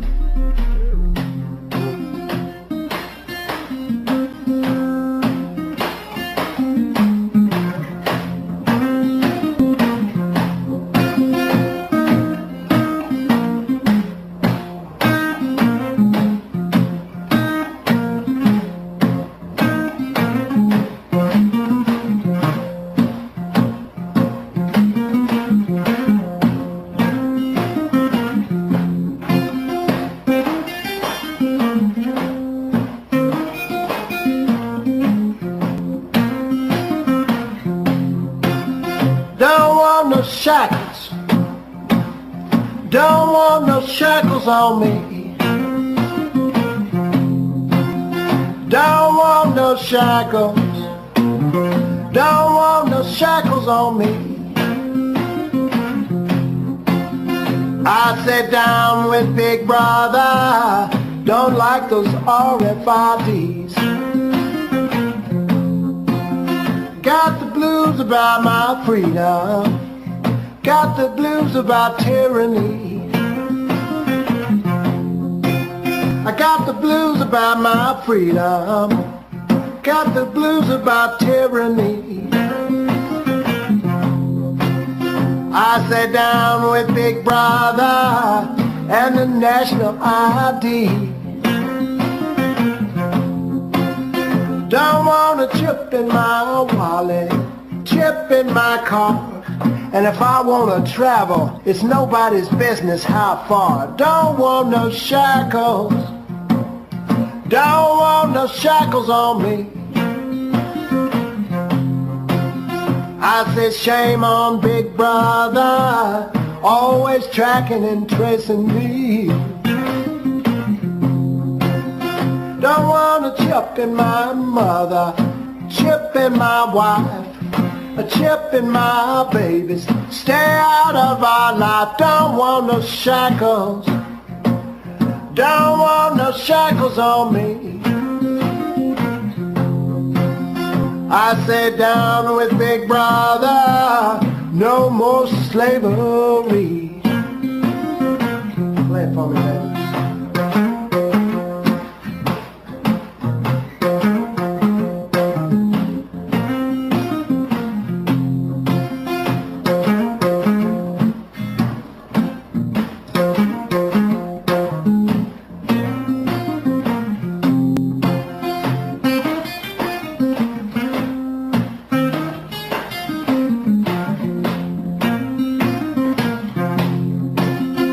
Now, do you want a chip in your forehead, a chip in your arm, always tweaking your brain and causing you harm? Don't want no shackles, don't want no shackles on me.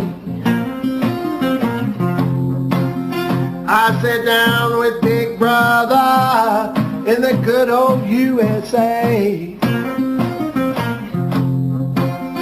I sat down with Big Brother, down with Big Brother, down with Big Brother, down with Big Brother, down with Big Brother. Don't want a spy chip in me. Everybody, I sat down with Big Brother, down with Big Brother, down with Big Brother, down with Big Brother, down with Big Brother. It's all about liberty.